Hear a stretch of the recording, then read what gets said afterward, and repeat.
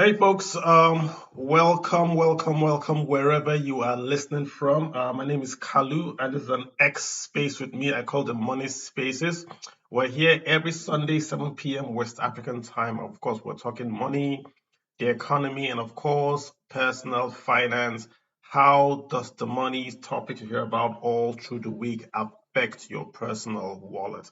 And this week, we're just going to dwell 100% on personal finance around the topic of debt, right? Because debt has sort of come back into the discussion, especially back home in Nigeria, right? What is debt? How can we use debt? What is good debt? What is bad debt? What is APR? What is a credit score of FICO? Let's just have a brief intro, and of course, you can ask questions, and we'll try to perhaps, give our opinion on the questions that you would have. So I'm just going to go straight into it, right? So, what is debt? Usually, the way I describe debt is front-loaded consumption, right? If you borrow from a bank, essentially, what you're saying is that you're going to make income down the road, but you want to use that income you're going to make down the road today. So that process of you borrowing is you consuming income that would have come down the road. This means that if you don't have income coming down the road and you borrow, then that's not debt. That's really what we call bad debt, right?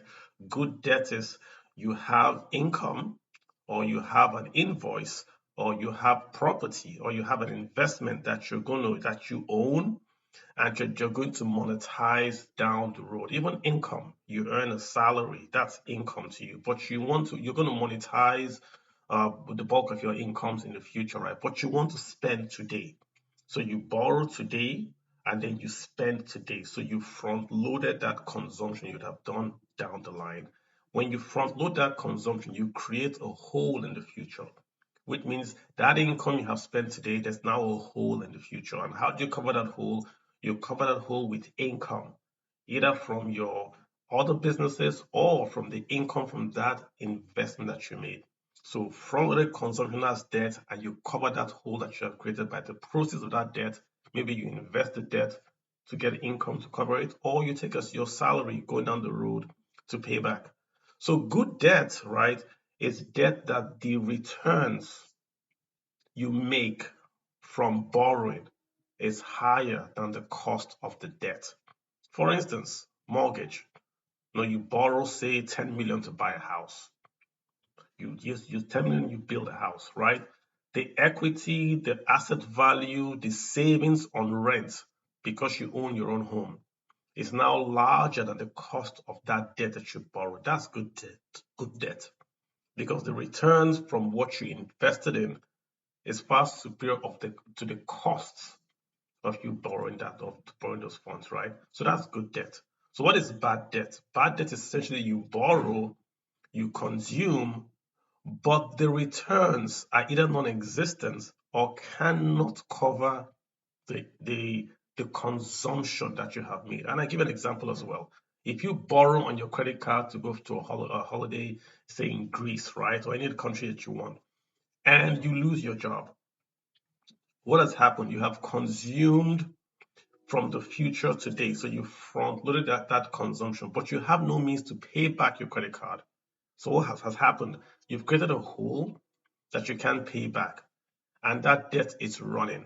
So the cost of the debt is more than the utility, the holiday that you got.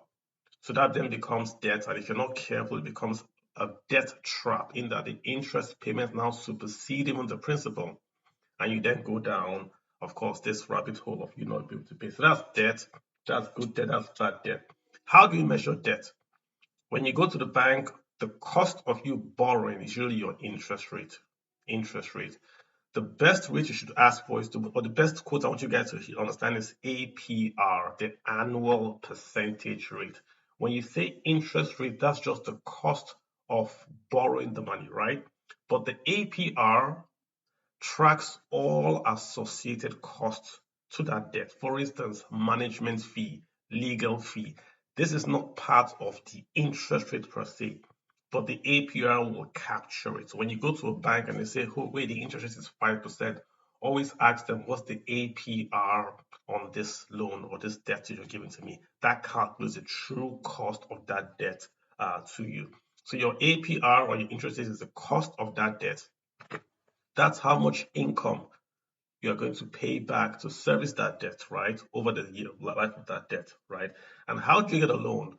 Usually you pull a credit score, or the lender would pull your credit, essentially they're trying to see how, should we say, how good of a borrower are you? If you have a track record of borrowing, then of course you can borrow at a lower rate. So debt is a regressive measure. The more you borrow, the better a borrower you are. So if you have a lot of cash and you don't borrow, it sounds silly. You have a very, very bad credit score. Credit score means that they want you to borrow, and when you borrow and you repay on time, and you keep your debt utilization low, then your credit score goes up. It's a bit opposite, right? That if you don't borrow, you don't get a good credit score. And that's your usually called the FICO, your Fair Isaac score. That's how credit is measured. And debt, I like to measure debt with your APR, right? And then the last topic I'm going to talk about before we take questions, because I don't want to just keep on talking, right, is different stages in life require different types of debt, and different activities require different types of debt. So not all debts are created equal. Your credit card, for instance, is a very, very dangerous kind of debt, but it's a very, very useful kind of debt. When you swipe your credit card, you have 30 days, zero APR, irrespective of the credit card. It could be 20 days, it could be 30 days, but you have a calendar period, usually the month, that you can borrow those funds from the credit card company without paying any interest. That's just 30 days, which means if I have an obligation that I want to spend money on and I can swipe my credit card for 30 days and I can pay back in 30 days, then credit cards are the best way to borrow, right? So I want to go on a trip. I'm going to get paid next week. I swipe my credit card, I buy my ticket, I go for my trip, I come back, I get paid, I clean back up my credit card. So I pay to the credit card company 0%, zero, irrespective of the APR listed. So it's 0%, right? So that just tells you that is a good way to borrow. I don't want to go to the bank and borrow, because if I borrow from the bank, I pay them interest the day I take the borrowing. But what if I'm a company, if I'm an individual and I want to start up for a company, where should I borrow money from to start up my company? Should I use my credit card versus 0% APR, or should I go to a bank to borrow, or should I go to my family and friends? Let's talk about all three. If you use your credit card to start up a company, it's only 30 days. So after 30 days, you're going to owe the credit card company. And that's the highest APR anywhere. Credit card companies usually charge you double-digit APR. So 22, 25, and all that. So you don't want to use or put debt on a credit card. Should you go to a bank? The same thing. Banks' APR is lower than credit card companies, but banks are still short-term. You don't start a business borrowing from a bank, because banks are going to charge you interest from day one.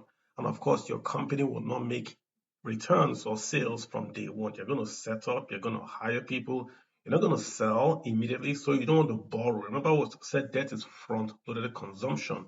So if you're consuming today, you want to pay back tomorrow with income. But if you don't get that returns, quote unquote, tomorrow, then you've created a hole. You are essentially working for the bank. So what's the best form of borrowing that you can use for your business if you're just starting out? The answer is no borrowing. You want to start out your business using your own equity, so no debt. You start off using equity, which is patient capital, which is the profit or loss, and then you use borrowing for your working capital. Let's say someone gives you an order to supply goods, you want to go supply, you're going to get paid back in say 10 days. Then you go to the bank and you take an overdraft, you supply, the guy pays you, you pay back the bank. So different types of debt, different types of solutions. Personal finance is very different from borrowing for the business, and you want to watch the APR, because that's your cost of borrowing. You want to keep it as low as possible. I remember what was said, borrowing is front-loaded consumption. So the idea is that if you borrow, you have income coming down the line to clean up that debt. If you have no income, you shouldn't be borrowing. No ifs, no buts, no I am suffering.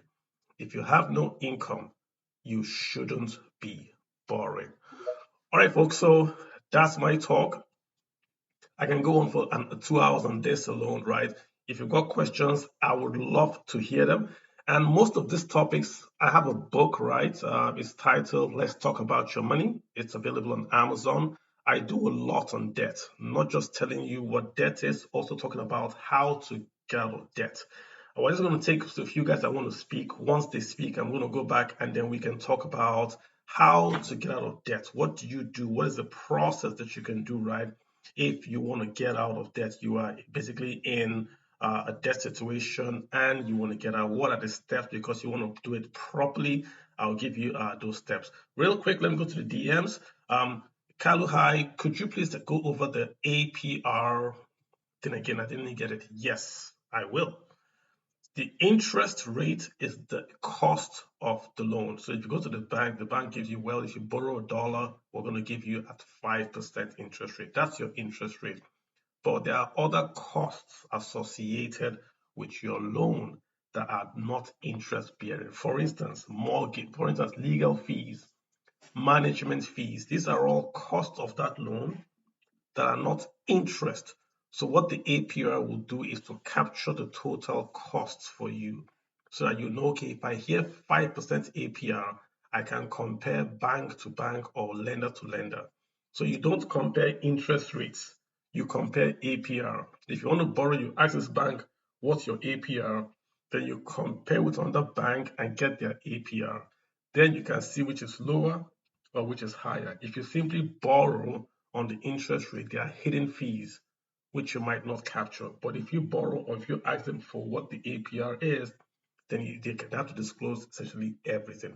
That's what I'm saying. Ask for the APR to just stay on the interest rate. Do not compare like for like. Yeah, Did you good question.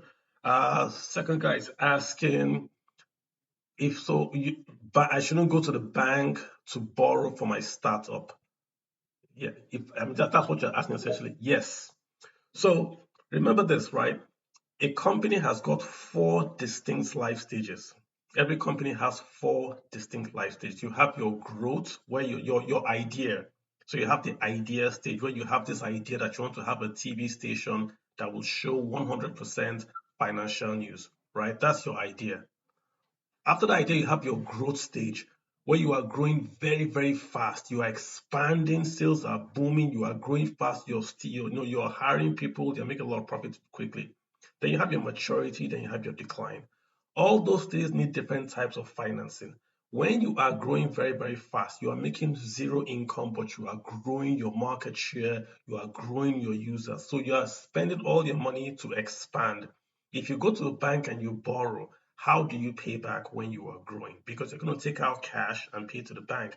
That cash could be better used to expand your business. So you want to use the bank's credit for working capital in and out, not to grow the business, right?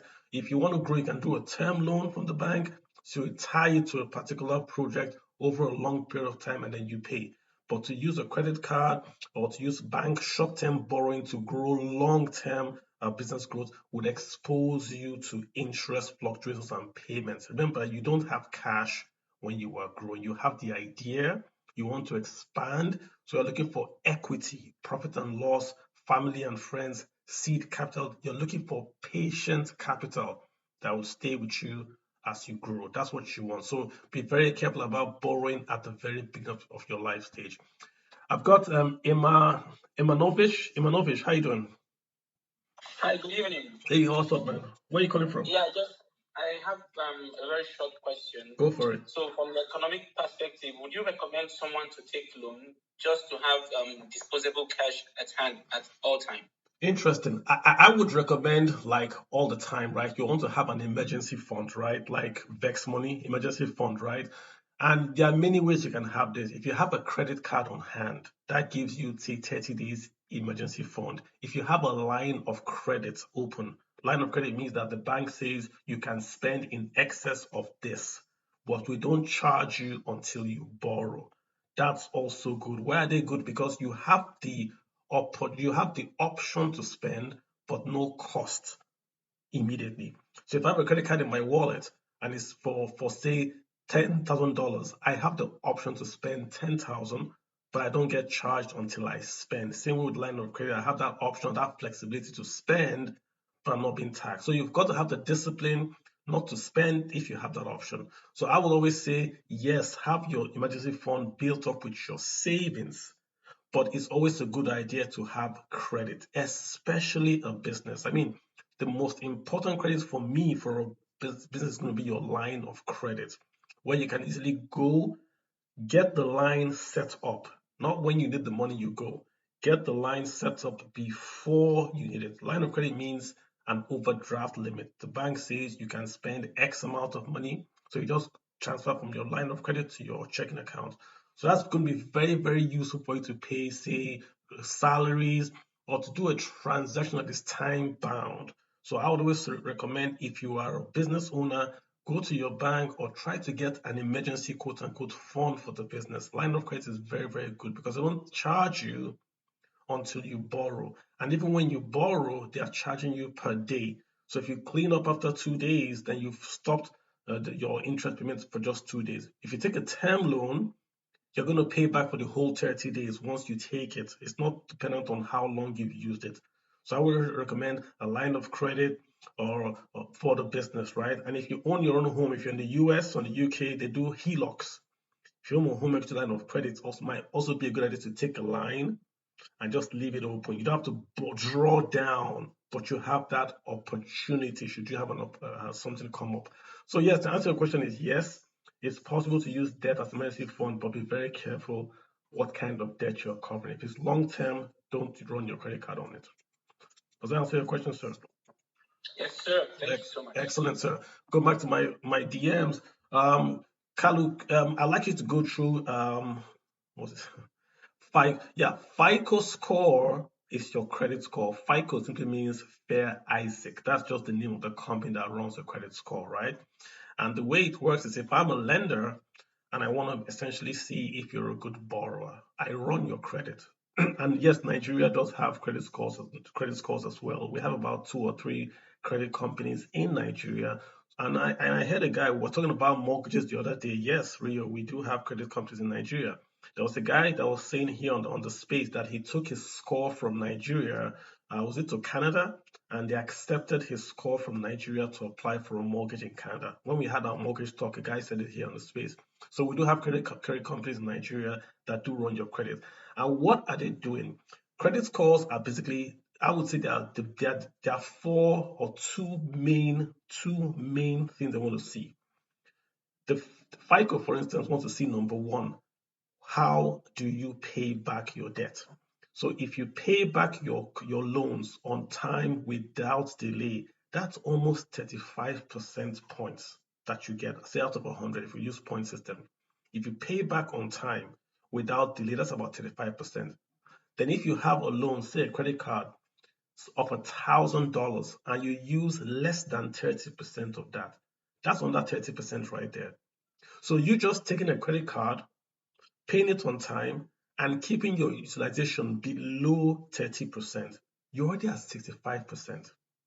How long you use your credit card is 10%, and the types of credit use is about 10%. But if you just focus on paying your card back on time and keeping your utilization below 30%, you are already at above pass mark. Many Africans, many Nigerians that travel abroad and Japan, we're not used to credit. And we start off with this idea that credit is bad. That's how we are taught over here. Oh, don't borrow, don't owe anybody money. But when you go to the West, credit is how you are scored. I see most folks in Nigeria, especially Nigerians that travel abroad, they save to buy the car, they save to buy the house. I get it. They're trying to be prudent. But I'll give you advice, right? If you want to buy a car, if the car costs $10,000, give them 9,000 cash, take the credit for the 1,000, just so it runs your credit, just so it's on credit. You have the money, Abi, put the money in the bank, do an auto pay to service your credit card debt every month. You wouldn't even know what's happening, right? But that $1,000 running in your credit is going to take your credit score up because you want to use utilization 35 and how you have essentially paid every month on time 35. That's pass mark right there. Why do you want a good credit score? Because you will want to buy something bigger in the future. Maybe you want to buy a house, right? Then your APR, the higher your credit score, the lower your APR. So the most important number in the United States, you have many numbers in the United States. You have your address, your zip code, very, very important. You have your social security number, very, very important. But the most important number to me in America is your credit score. Because the higher your credit score is, the lower you can borrow. So you and your colleague can go buy the same house, but if he has a higher credit score than you, he will pay lower for the same house than you. So you want to do everything you can to build that credit score. And it's pretty easy to build a credit score. You walk to the answer. How do you get a good credit score? Number one, you want to get income. You want to show you have income. So you have income going in. You go and take a secured credit card. Write it down. Secured credit card. So you go to the bank. Most credit unions do this, or most banks do this. Ask them, do you have a secured credit card? What does that mean? You give them your cash, they give you a credit card. They might not pull your credit because remember, every time you pull credit, it dings you downwards. When you go to those stores and they ask you, oh, we have a 10% sale. If you apply for our card, we give you 10% off your goods. Say no. Every time you pull your credit, it takes you down. So you want to be very strategic about where and when you pull credit.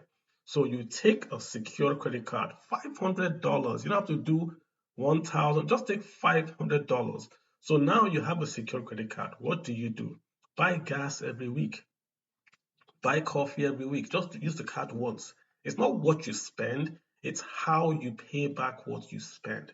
So you buy gas, $40 every week. You buy it on Monday, you pay back on Wednesday. Shikena, that's all you need to do. Your credit score will go up. That's all you need to do. Take the credit, pay it back, keep the utilization below 30%. Why should you do it early? Because it lags. If you start credit in January, you see it in, say, March or April. So the faster you do it, the better. So if you live abroad, you want to get credit. Don't hear all this. No, it's their country. That's how they set it up. You follow. When in Rome, do as the Romans. Don't bring any church and say, no, myself should not borrow. You borrow the credit card, you use it, you pay back. You don't carry over debt. Remember, the APR, the interest on the credit card, will be zero if you pay back within the calendar or cycle date. So there's no cost to you on that credit.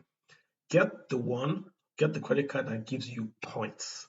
So you get miles or you get gift cards. Get the one that gives you points. So as you spend, you're getting points. So it's free money, right? Free money. Great question. So back here again, I'm going to talk about how to get out of debt. That's going to be part two. Don't worry. Let me just answer this question. I'll come back to you on how to get out of debt. Let me see. Yeah, okay. Do you want? Yeah, we've talked about that. We talked about APR. APR means your annual percentage rate. That's the cost. So we talked about that, right? Let me see. Oh, yeah. So can you what's the line of credit is in Nigeria we call it overdraft. Or in America they call it line of credit. So when you hear line of credit, it simply means that you went to the bank and they gave you an overdraft limit. So if your account is say 10,000, I can tell you we're giving you an overdraft of 20,000, which means you can spend up to 20 in excess of the cash you have in the bank. Then the bank will only charge you interest on the difference between what you have spent, right? They only charge you that difference. They don't charge you if you don't spend. So if you don't use the line, they don't charge you. And like a home equity line, which is going to be the line that is taken off the equity of your home, that can sit on your account for like 10 years.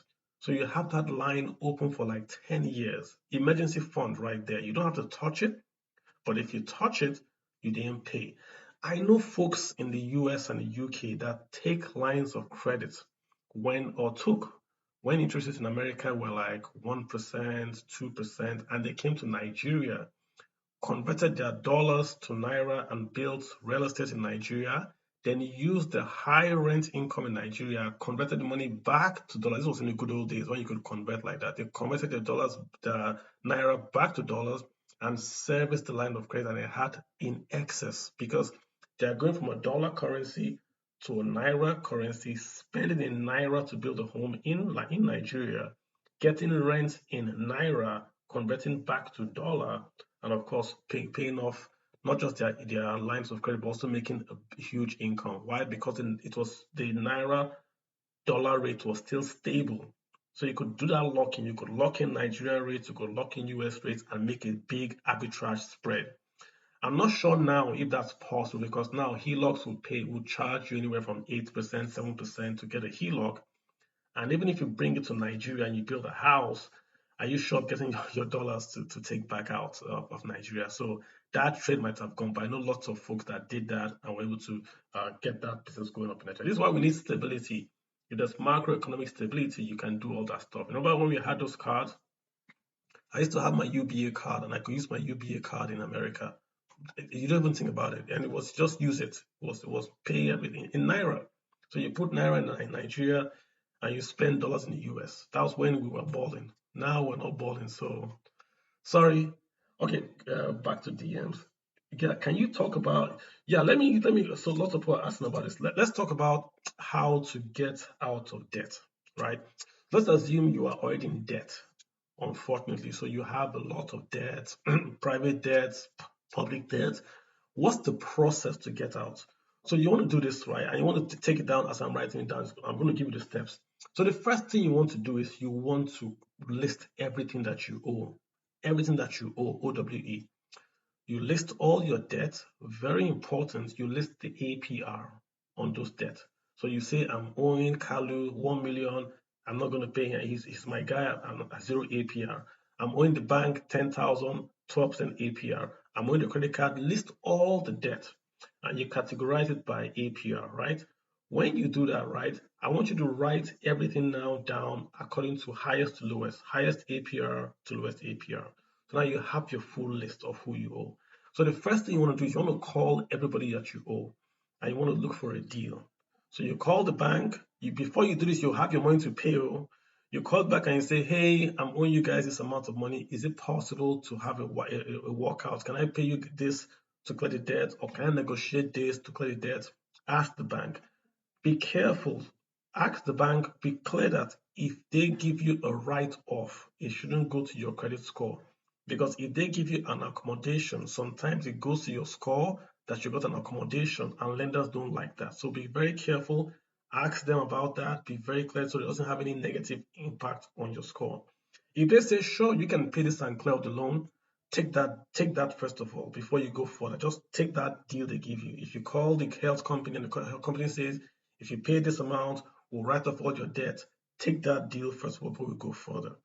But let's assume you've written down all your debt and you now do not have any deals. How do you pay them? There are two methods. One is called the snowball, one is called the avalanche. I always confuse which is which, so please bear with me. I believe it's the avalanche. You start off with paying the smallest. I could be wrong. I always confuse both of them. So what you do is when you list all those debts, you start off with the debt with the lowest amount. Lowest amount. So you want to have a quick win. So you say, I'm owing 10,000, I'm owing 1,000, I'm owing 10 naira. You pay the 10 naira first, right? You pay the 10 naira, then you work your way up to the big ones. So the idea is that you pay the small ones, then you take the money you have saved and you pay the next one. You walk up that list. You clear off all those debts from the smallest amount to the biggest amount. The advantage of this is that you have an instant win and you can see progress immediately. You can say, okay, I've cleared this debt. When you clear the debt, you don't spend the excess money you save. You take the excess money back and you pay the next debt. So you just keep on doing that, keep on doing that. You can have a plan or a program. Say, I'm not going to spend, I'm not going to buy any car, I'm not going to go on a holiday till I clear off my debt. That's going to be for you to do. So you do that from the lowest debt to the highest debt, and that's the advantage. The other one I believe is the snowball. The snowball is, and I apologize if I'm mixing both of them, but just let me give you the principle. In the first instance, you are paying off from the lowest amount to the highest amount.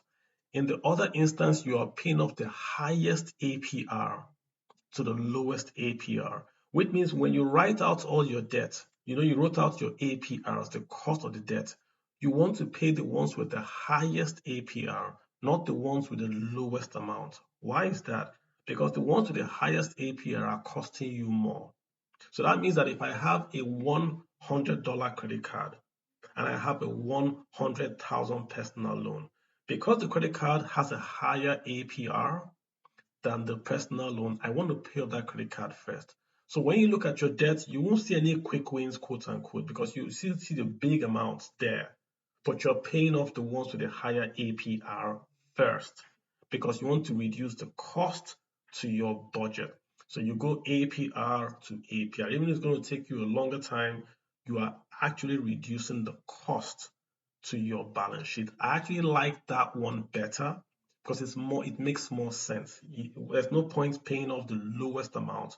If my friend borrows me or lends me 100 naira, he's my friend, Abi. I can talk to him, I can, beg him, but I can't beg a credit card company.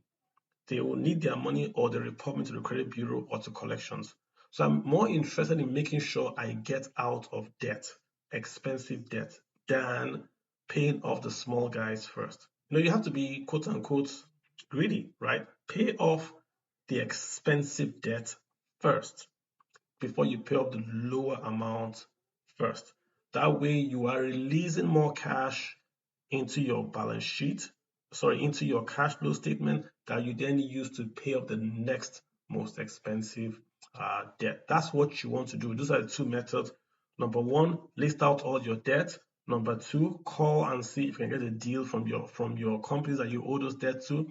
If you have no deal, number three, I prefer you pay off the debt with the highest APR first, or you can pay off the debt with the lowest amount first. But I prefer highest APR first. That way, you are releasing cash and you are helping yourself, right? Debt is, I think the Jews that the same word that they use for debt is the same word they use for sin. I think the Jews have that. The same word that they use for debt and borrow is the same they use for sin. Debt is a big deal. It can kill you. Literally, you can worry about debt and die. So don't treat debt very casually. You've got to be very, very responsible with debt, right? If you don't have income, don't borrow. If you want to take a gamble, don't borrow. If you're not sure of the outcome or the income, don't borrow. Don't borrow for, let me just put this way, very simple as I can. Don't borrow for non-income generating activities. It's very simple. If you do it that way, you are 90% of your problems are literally gone. Don't borrow to buy a car that you're going to drive yourself. Yes, you can borrow car loan, I get it. I'm talking about the Nigerian method of borrowing. When we borrow in Nigeria 4 million to go and buy a car, it's different from how they borrow in America to buy a car. In America, they borrow and they pay monthly and they have a non-recourse loan. So if they don't pay, you take the car. But when you go borrow 4 million in Nigeria to buy a car, you are owing 4 million. They're going to be charging you on 4 million every month. It's 4 multiplied by your APR. That's what you're going to pay every month. Even if you return the car, you are still owing 4 million. There's a recourse loan to you in Nigeria. So be pretty careful. Don't look at the way credit runs abroad and try to do it in Nigeria. It's not going to work.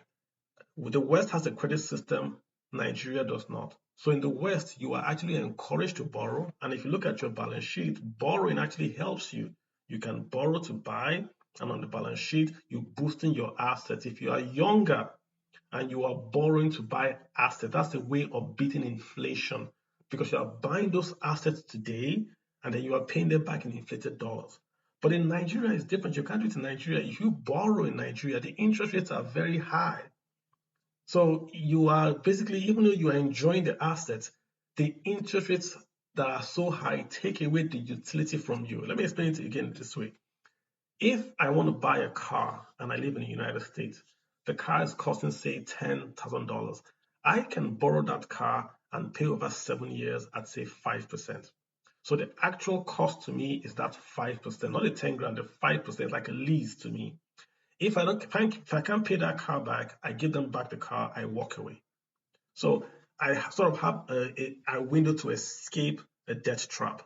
The same in Nigeria might not be true. In Nigeria, if I go to the bank and I borrow, the interest rate is going to be about 23%, double digit, which means the cost to my balance sheet is excessive, which means that car must generate income or save me money in excess of 23% per annum. So it's either that car is a delivery van or Uber, which I don't advise you do because you're not going to monitor it.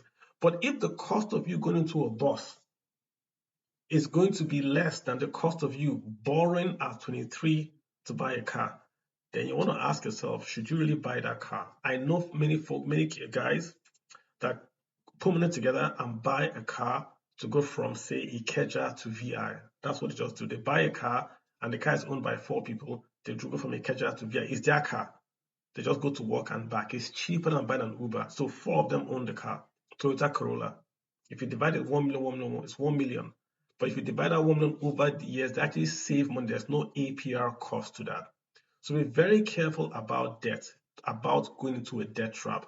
I saw last week a microfinance bank giving Nigerians APR of over 200%. Over 200%, 19% a month, 19% APR a month. That is not a loan. That's slavery. You should not, in any instance, take that loan. I don't care what it's for. 19% a month is not a loan. It's slavery. Those loans are designed to trap you in a debt trap. Then you then have to pay the fees to get yourself out of that debt trap. I'm shocked that those loans are allowed to exist in Nigeria and by a microfinance bank. The microfinance bank laws state that microfinance banks it's in their law. They are for the poor, the vulnerable, and women. Then I don't blame them though, because the same Central Bank of Nigeria issues guidelines on how much loans should be in Nigeria. And the Central Bank of Nigeria says that loans that banks issue is regulated. So banks cannot charge over a certain amount for loans, APR. That's for commercial banks.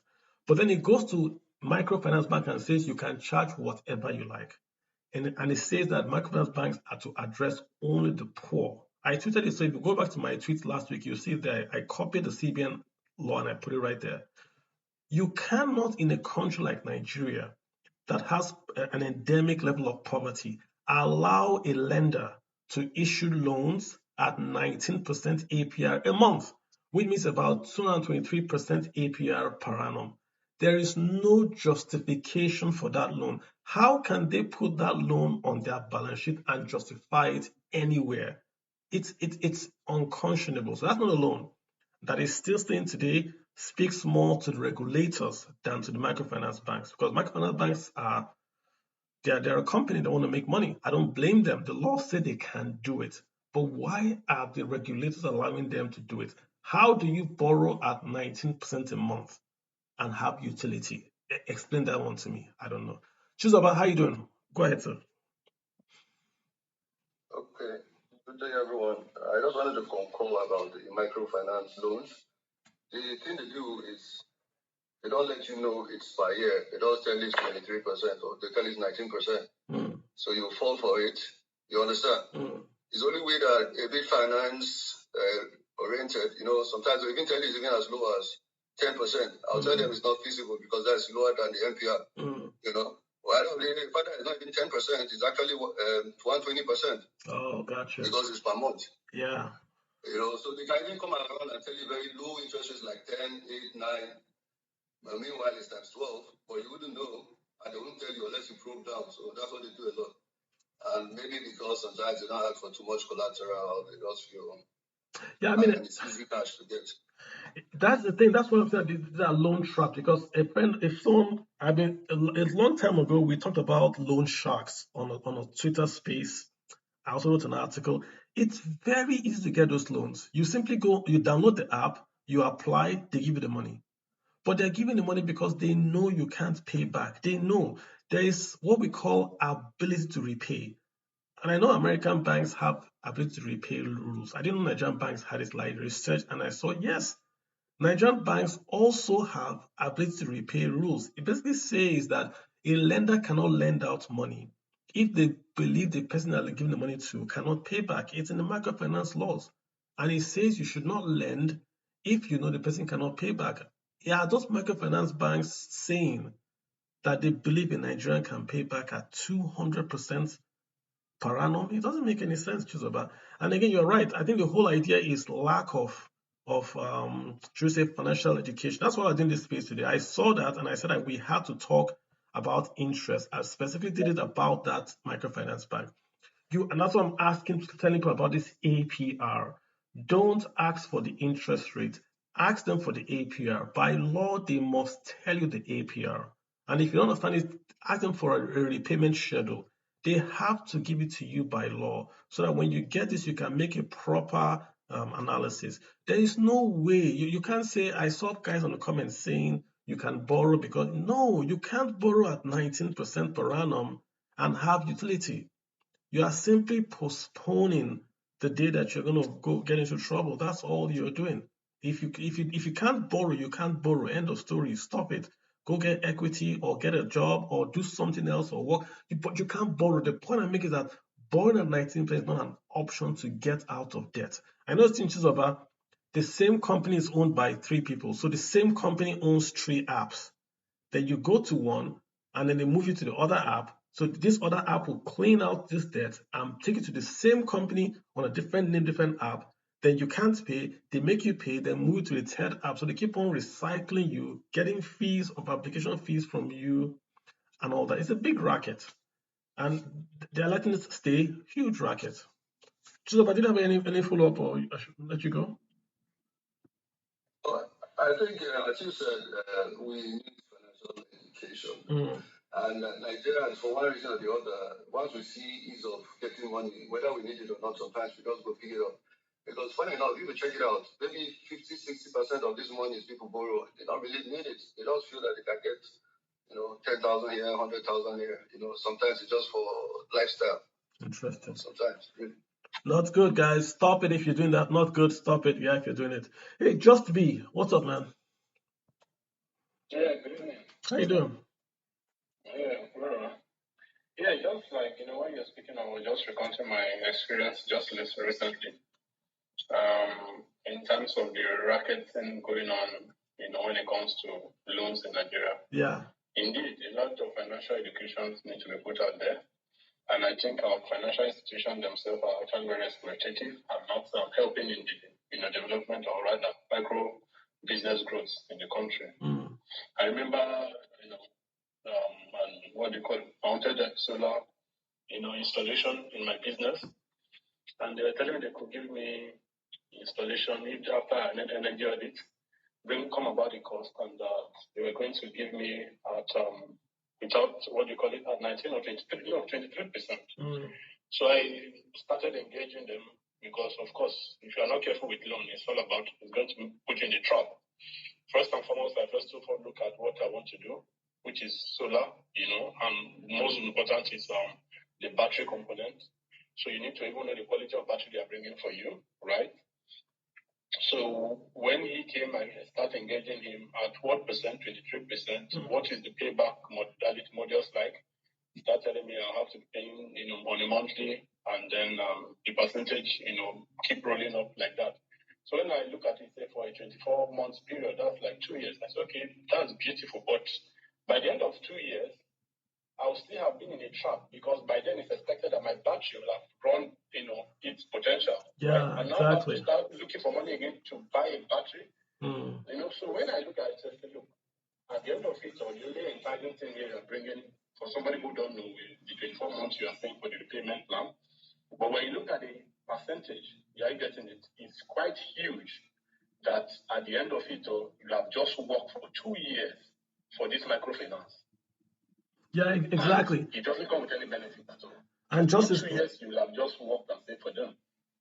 And the point about good debt and bad debt, like the economic life of the loan has to be shorter than the economic life of the asset that you're buying. Like you rightly said, Yeah. Exactly. Yeah. If you have Because taken that's a exactly where the benefit will be.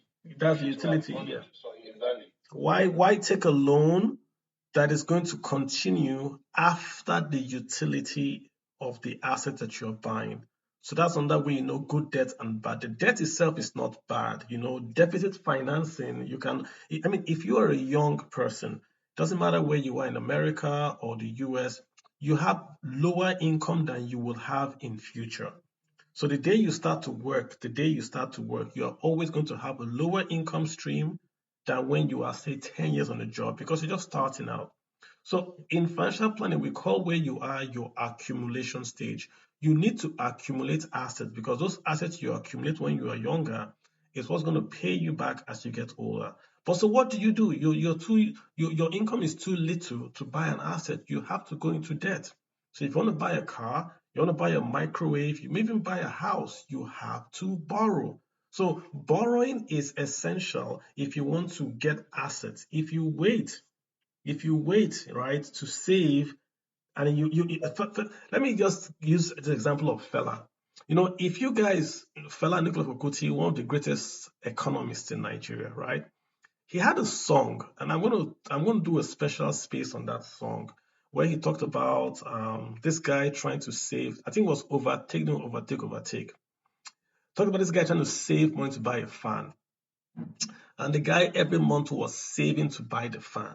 And when he nearly bought the fan, when he nearly bought the fan, the government will add 10 naira more, just 10 naira more. The guy could have easily borrowed 10 naira and bought that fan. But no, the guy tried to save and save and save. Every time he nearly bought the fan, government add 10 naira more. Till the guy now got the money going to buy the fan, government announced second tier. And everything comes here to pieces. That song, it's an economic MBA thesis in that song to Fela did, right? If you try to save in a high inflation environment like Nigeria or any environment, it's impossible because you cannot save. The inflation is too high. So you need to borrow and buy the asset only if that asset's utility will last longer than the cost of the loan. Then you pay back the loan. Now you are paying back the inflated naira back to the lender, but you have the asset. So what I mean is that you borrow and buy a car, then you pay back the naira, your cash flow to the lender, because your cash flow is inflated away, but the asset is yours. That's what you want to do. You can't save and save and save in a high inflationary environment. Your savings don't have any value, but the asset has value. So you want to think about it that way. But in the US, where the currency is a bit stable, you can save and buy an asset. But I'm asking you to do credit, just a 1% credit, because you want to have a good credit score. So no absolutes. You got to work within the situation you find yourself according to laws and regulations. But it's always good to have a good credit score. Of course, a good credit score, your number one, the most important number that you're going to have in Nigeria. Okay, real quick, then I'm going to call in Peace. Okay, real quick. Okay, good evening. My questions are these. You say that saving in Nigeria is very, very is impossible now because of the high inflation.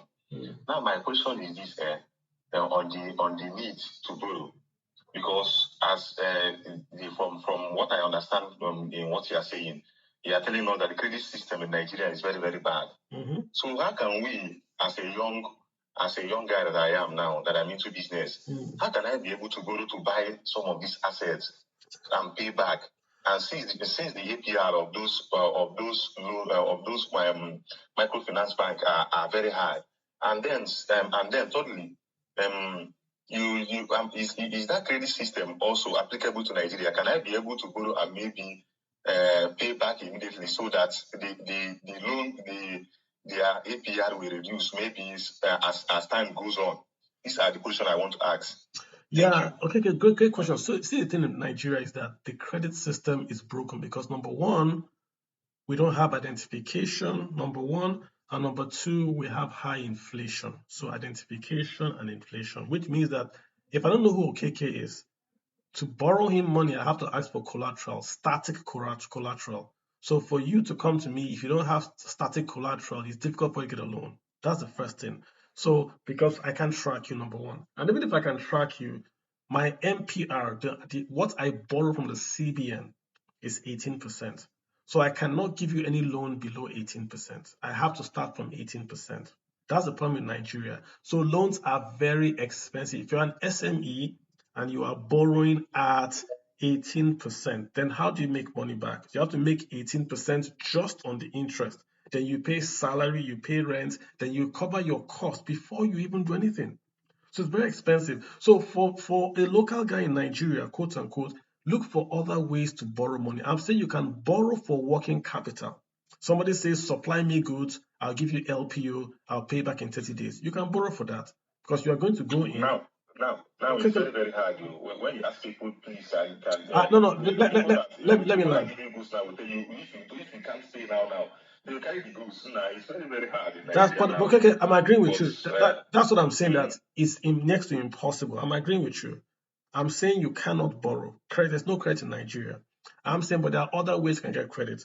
I know many folks that have quote unquote esusu or associations that they can go and borrow from as a body. But what is killing Nigerian business is credit, lack of credit. I'm agreeing with you. There is no credit. If you had credit, you can do working capital, but there's no credit. So I'm not saying there's credit anywhere. If BOI, all these guys, that's why you see CBN doing intervention because there's no credit. CBN is not doing intervention in, say, human resources. They're doing intervention in credit because there's no credit. Banks cannot lend you less than 18. So as an SME, to borrow, you're borrowing at 28. How do you do profit on that? So there are many ways that I think Nigerians are not using the opportunities. We have so many churches in Nigeria, so many churches. And I think I've said this before, one way those churches can really impact is to start the same way they do home fellowship lending, cooperative lending. If you guys come together, 4 of you come together, we borrow to one person and the other people do not borrow until you pay back. So you OKK, I'm sure you have 3 other friends. 3 of you go, you borrow. Till this guy pays back, you don't borrow. So 3 of you are watching that guy to make him to pay. That's what Grameen Bank is doing and all that. It's not rocket science.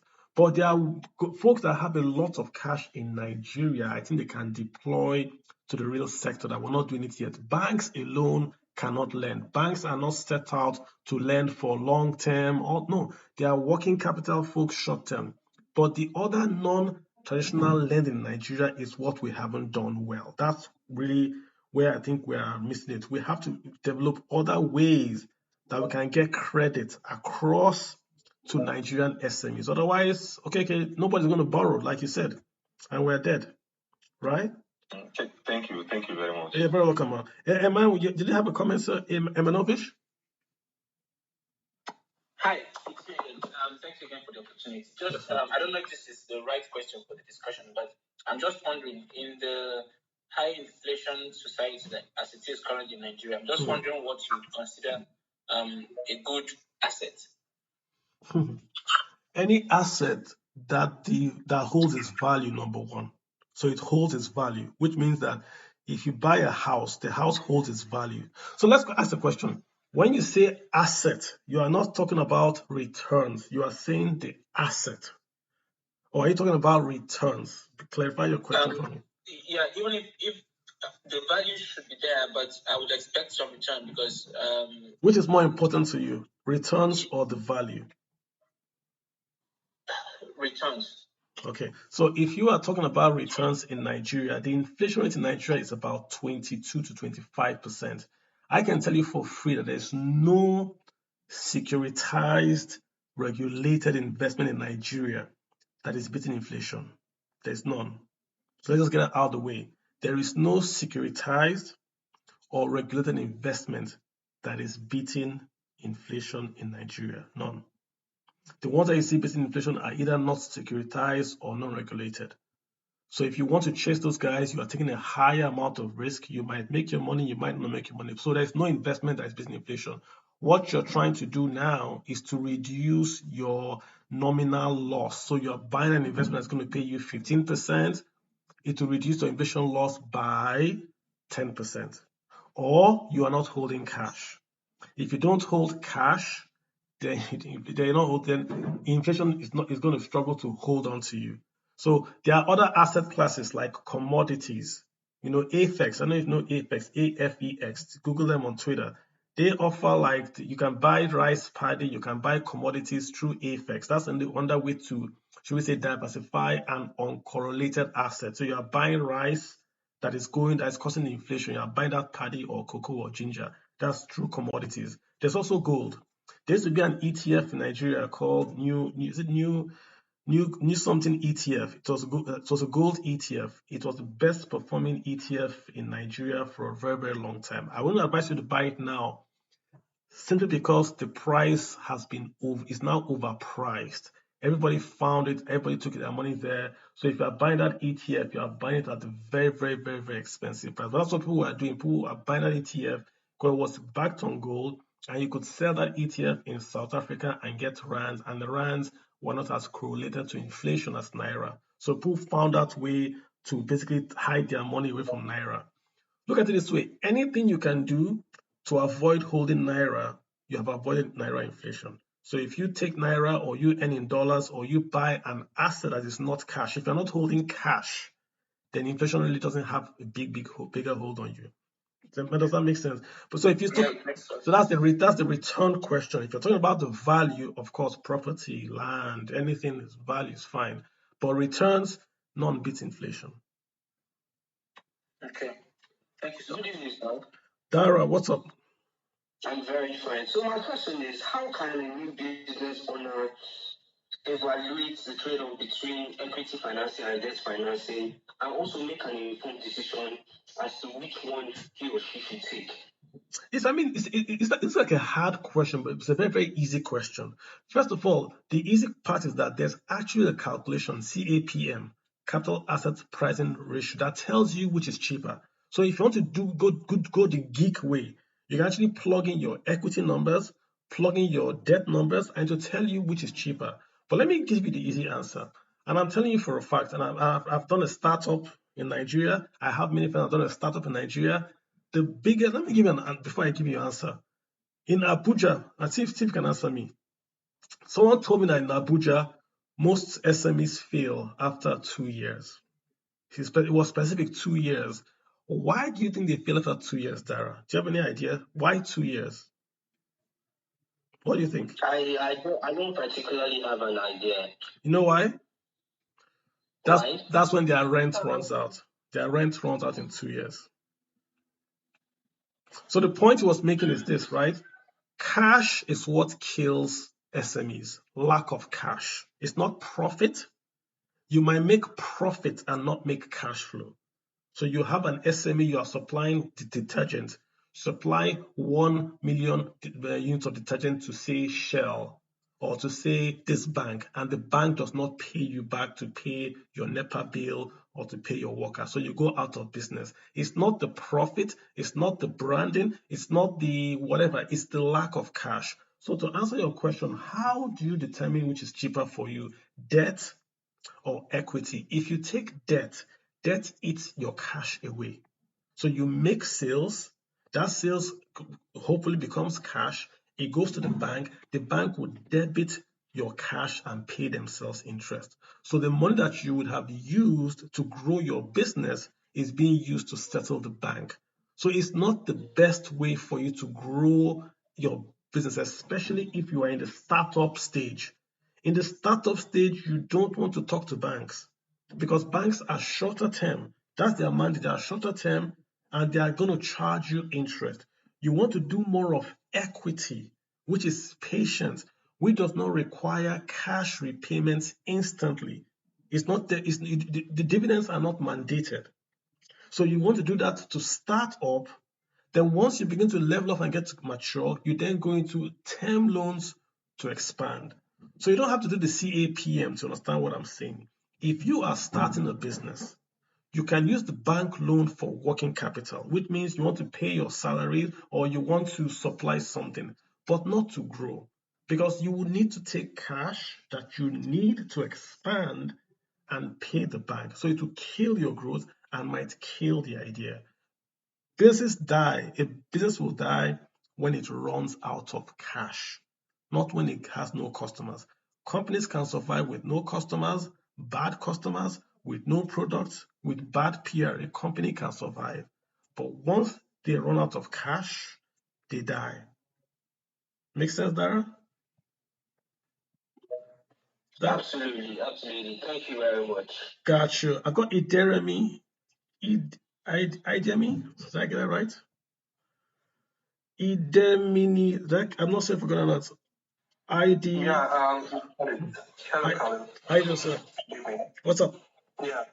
So I have a question regarding your comment about not getting loans while the business is still in its ideation stage or growth stage. Did I get you correctly? Yes, you want to be careful about funding your ideation and growth with a bank loan that has a fixed cash repayment. Yes. Okay, so you didn't actually mean that one cannot get loans at that stage. It depends on what it's for. If you have the idea, you are growing, you want to be very careful about getting any financing that has a fixed repayment of cash. You want to be very careful about that because that's where you are most vulnerable. When you are growing, it's when you're most vulnerable to failure. When you want to expand your operations. And what saves you from failing is cash. If you have cash, it's a defense. So if you have a problem, you can buy your way out of defense. Maybe you wake up and all your staff have resigned. You can easily buy outsourcing, or you wake up, your generator has packed up and you have to produce the next day. You can buy a generator, you can lease a generator. So cash gets you out of trouble. If you are growing and you need to pay the bank $1 million every month, what if you don't make $1 million next month? Then the bank shuts you down. You have the money, but it's not coming next month. So you are now shut down because you didn't have cash in 1 month, cash that you would have gotten the other month. So you see, if the whole idea of lending is that your income is never smooth, but your costs are smooth. Every month you must pay, but every month your customers may not pay you. So you want to be careful how you finance those gaps in your funding. So that's why I said get a line of credit, like an overdraft, which means that if you have that gap in financing, you can quickly plug it for short term with that line, hoping to clean up later. But if you go borrow 25 million to start off, so you build your headquarters, you buy your cars, then you have to pay every month. So every month is a cost. You don't need that cost right now. That's why if you notice startups, go to the NASDAQ, startups don't pay you a dividend. Startups retain their dividends to grow. So instead of borrowing, they borrow from themselves to finance their own growth. So you should be financing your growth with your own revenues. You don't want to pay, and again, that's another point. If you're a startup, don't promise anybody dividends, because you want to keep the cash in. Don't pay yourself a huge salary and say, I'm growing. No. You want to grow with the cash you are generating. You are in growth stage. If the guy wants dividends, then go and buy a mature company. But as a growth guy, you want to expand, scale to get bigger so you can pay the guy a bigger dividend. So not that you start 1 year, you say, this year we're paying dividends. No, that means you have no idea what to do with the cash you generated. So you are giving it back to the investors. The cash should be used to grow. If you can't grow, shut down the company and give everyone back his money. Does that make sense, sir? Absolutely. Thank you so much. Excellent. I know Badejo. How are you doing, sir? Thanks for holding on. I know. Hi, I'm fine, thank you. Oh, how you doing? First lady, appreciate you. Go ahead. Yes, I just want to say that I'm actually enjoying this. I really enjoy it. And I think I would come next day where I could get a reminder to always come around or stuff. I think we always do this every Sunday, 7 p.m. West African time. We're always here every Sunday.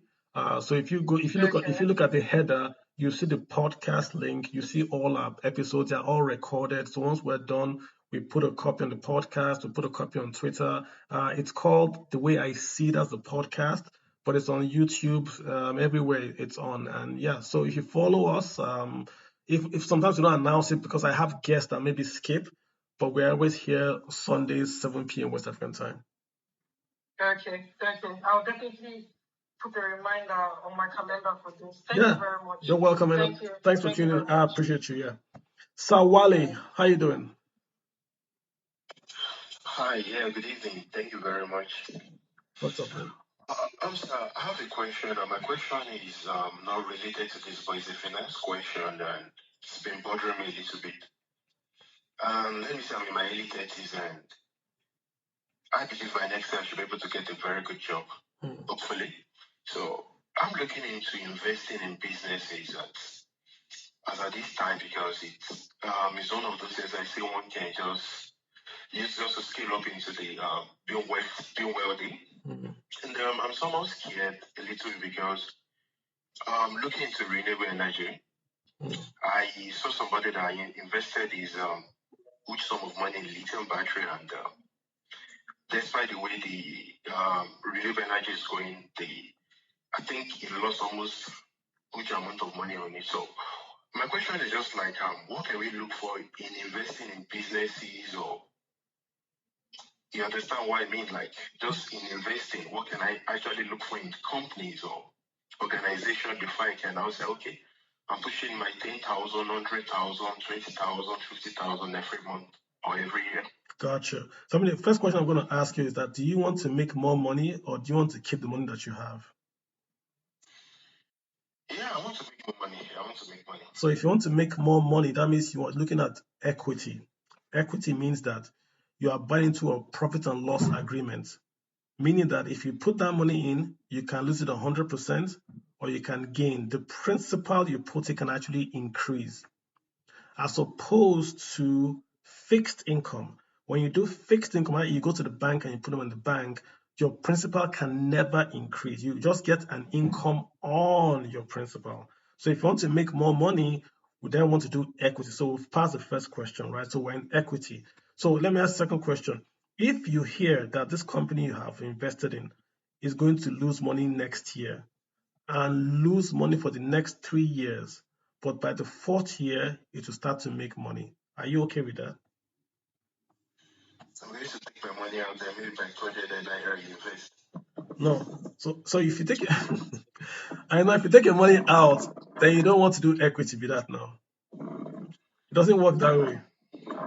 You see, this question I've asked you, I've asked you the same question 2 different ways, and you can see now. So you see, the whole idea is this. I know if you want to buy a car, if you go to a car shop, you don't say, "Give me your best car." That's not what you tell them. What you tell them, "I want to." In your mind, you say, "I want to go on a date, so I want a 2-door Ferrari to take my girlfriend on a date." You take a Ferrari.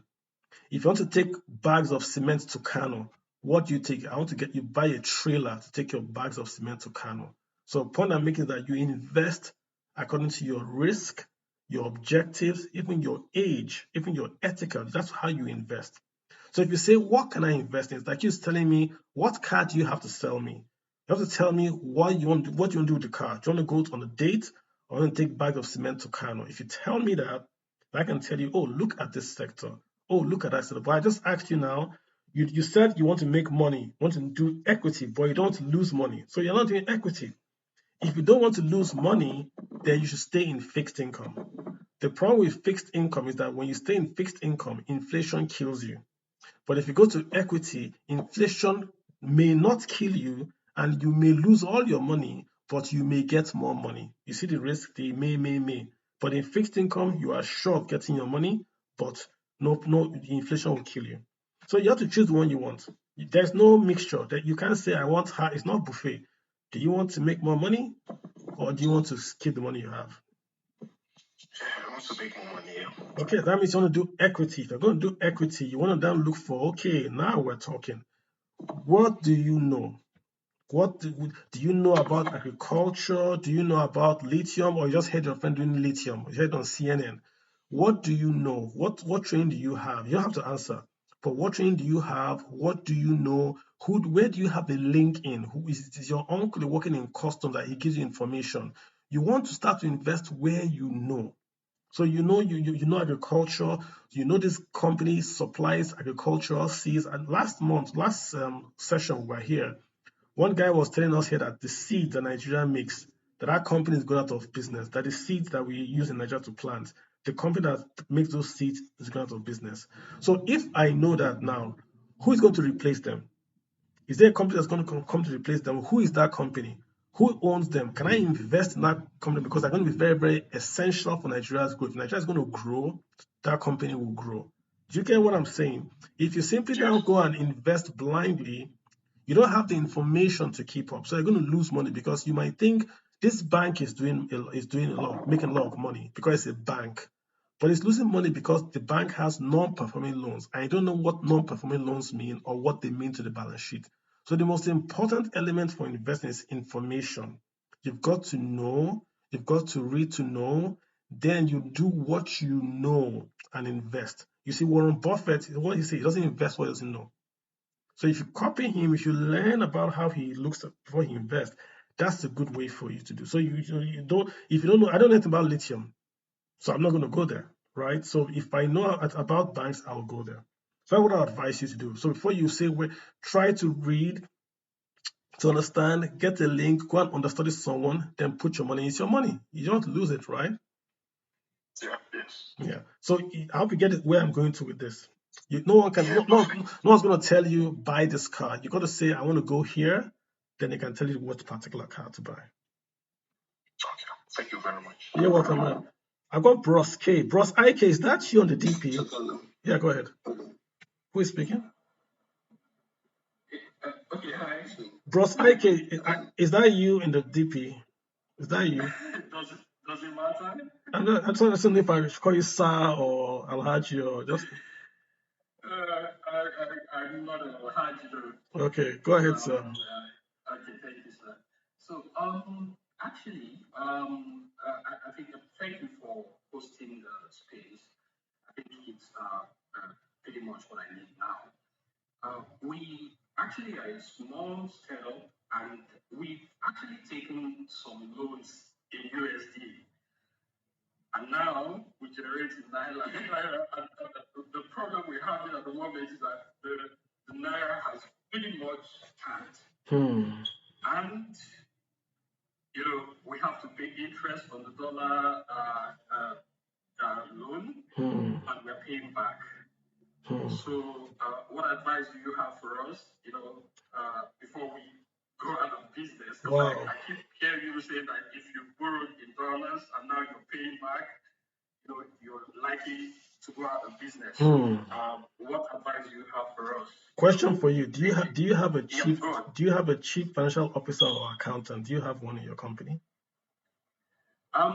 We have like a consultant, that's giving us financial advice.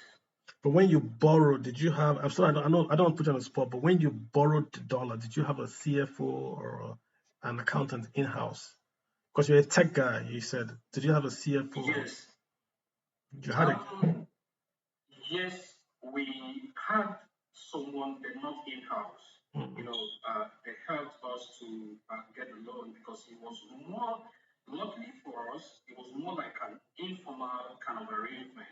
It was some people in diaspora, but they didn't actually give us the money in Naira. It was in dollars. So we are paying back in dollars, and it wasn't kind of them putting in money to get equity. It was just a loan. Gotcha. And they specified that it was a loan, and we are going to pay back. Gotcha. So,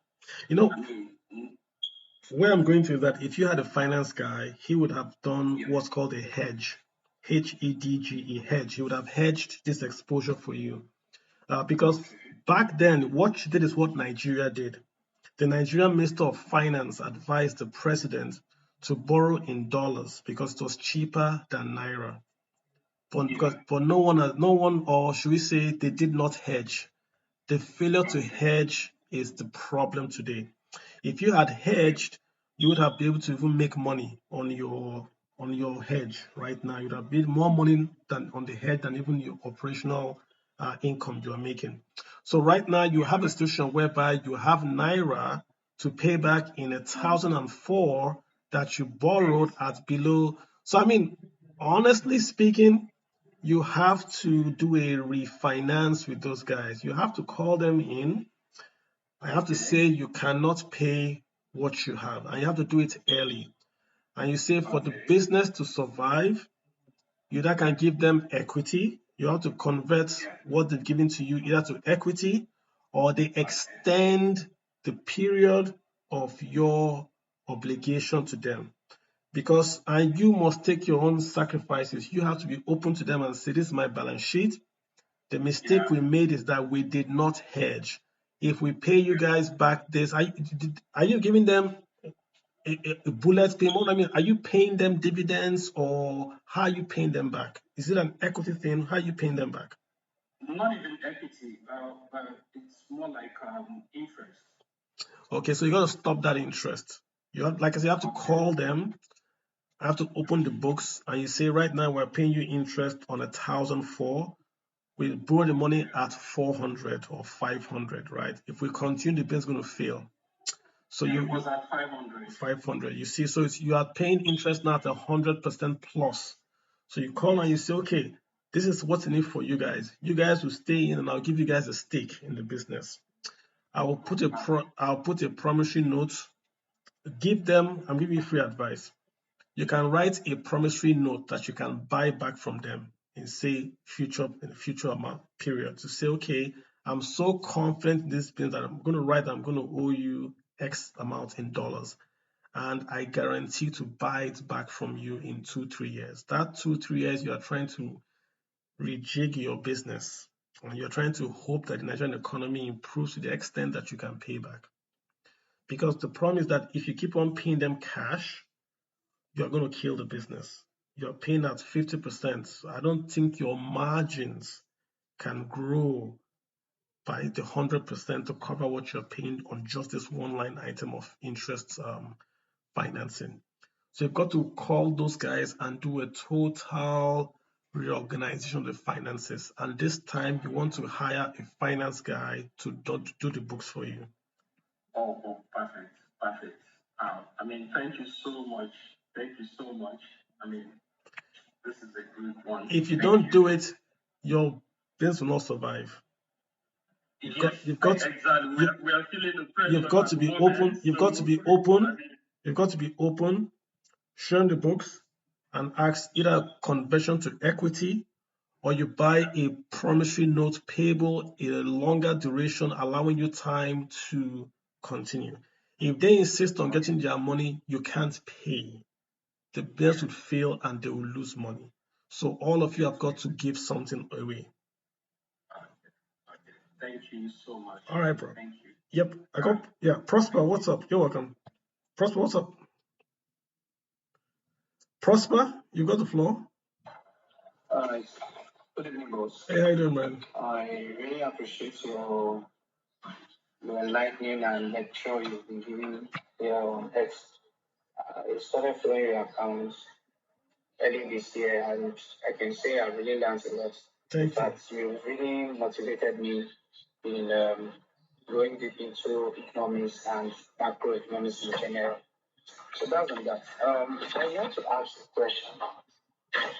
So I want to borrow a loan from the bank, for instance, and I have some properties. I'm not talking about microfinance now, or those loan sharks. So from the traditional banks, and I have properties that I want to use as collateral. What metrics does the bank use to use those my properties as a proportional collateral to the amount I want to loan from them? That's my question. Gotcha. All right. Sorry about the baby crying. Let me have you mute, Prosper. Could you mute? Sorry. All right, Prosper. Yeah. So great. So Prosper, you're asking about how the bank, should we say, values collateral. Remember, it's all going to be individual to the bank. Banks have their own collateral policies, their own credit policies. But overall, what banks don't lend on collateral overall. Banks want to lend on your ability to repay or service the loan. The collateral is their fallback position, right? So the most important thing for the bank is how liquid is that collateral? How liquid is the collateral? If I have a mansion in my village in Abia or Hafia, that's not collateral. When I mean Abia, I don't mean the state, I mean my village. That's not collateral, right? Because the bank is going to sell the property to who? But if I have a house in, say, Port Harcourt or Abuja, that's collateral because the bank can easily sell that house and can get their liquidity back. So the most important thing for the bank is how liquid is that collateral. So if you take a share certificate to the bank, they like it more than if you take even real estate to the bank because with share certificates, it's easier to dispose of and get their cash back than even a house. So that's the very, very first thing. Is the house titled? Where is the house? Is it in whose title? If it's easier to dispose of, the bank will like it more than if it's harder to dispose of. So you see sometimes this FGN bonds come out, and they pay 11%, and some folks will be like, I don't need it. It doesn't beat inflation. If you have that kind of a bond, the banks love that as a collateral because it's nearly cash and it's guaranteed that it will be paid back, right? So the banks like that. Like if you have a federal government bond or you have a bond of a sovereign or a treasury bill, they'll give you a loan instantly because you can always pay back. So the answer is how liquid is the liquidity is the main issue. How is it titled? And the liquidity are really the main things that as a bank credit officer they would look at before they then use that collateral to service or to support your loan request. Makes any sense? Prosper? All right. You answered a part of the question. Answered something that I'm yet to know now. My question here particularly is, okay, the bank has assessed how liquid the loan is and how liquid my collateral is. Now, how do they measure, for instance, I have a piece of land in a particular location that is good for an easy sell for the bank, and on that piece of land, what I have there is, let's say, 10 plots of land, and I want to borrow, let's say, 3 million from the bank. What metrics are we going to use the bank is going to use to measure if I'll be using, let's say, 2 plots of land as collateral or 5 plots of land as collateral? Oh yeah, so again, remember, it goes back to the point that the bank does not lend on collateral. So you can't go to the bank and say, I want to borrow and I have collateral. It's rather the bank, you say, I want to borrow, I have this idea that this business will pay back this way. But if it doesn't pay back this way, this is my collateral. So the bank is looking first of all at what you want to do with the loan and if the use of the proceeds of that loan can service the loan before they look at it. Your collateral is the fallback. So take your mind off the collateral per se and say, what do you want to do? Will the bank use that? If you're looking for a short-term loan, yeah, you drive your car and you say this car is valued at so and so. Then a microfinance bank can give you money. Say they take a percentage of the true value of your collateral and give you cash. But land is very, very difficult in Nigeria to hold as collateral because of Land Use Act. It makes transfer of title very difficult. This land you have, is it in your name? If it's in your name, the bank has got to transfer that title from you to them. So the governor has to sign. Why will the bank go through all that just to give you a loan? They have other people they can do that with. You see what I'm saying? So land is a very, very difficult thing to use for short-term loan for trading. It's difficult to do that. The bank will prefer an asset that they can easily grab and sell than land. All right, thank you very much. Hey, you're welcome, man. All right. Dr. Toby, how you doing, sir? Dr. Toby, you've got the floor, sir. Good evening, sir. Hey, how you doing, my bro? It's great to be here. I learned a lot of things, yes. So I just want my 2 cents is actually a question. I just wanted to ask your take on as Nigerians, as young vendors, young business startups, business owners, how do you think we are actually there right now in terms of being fit enough to get loans? I mean, using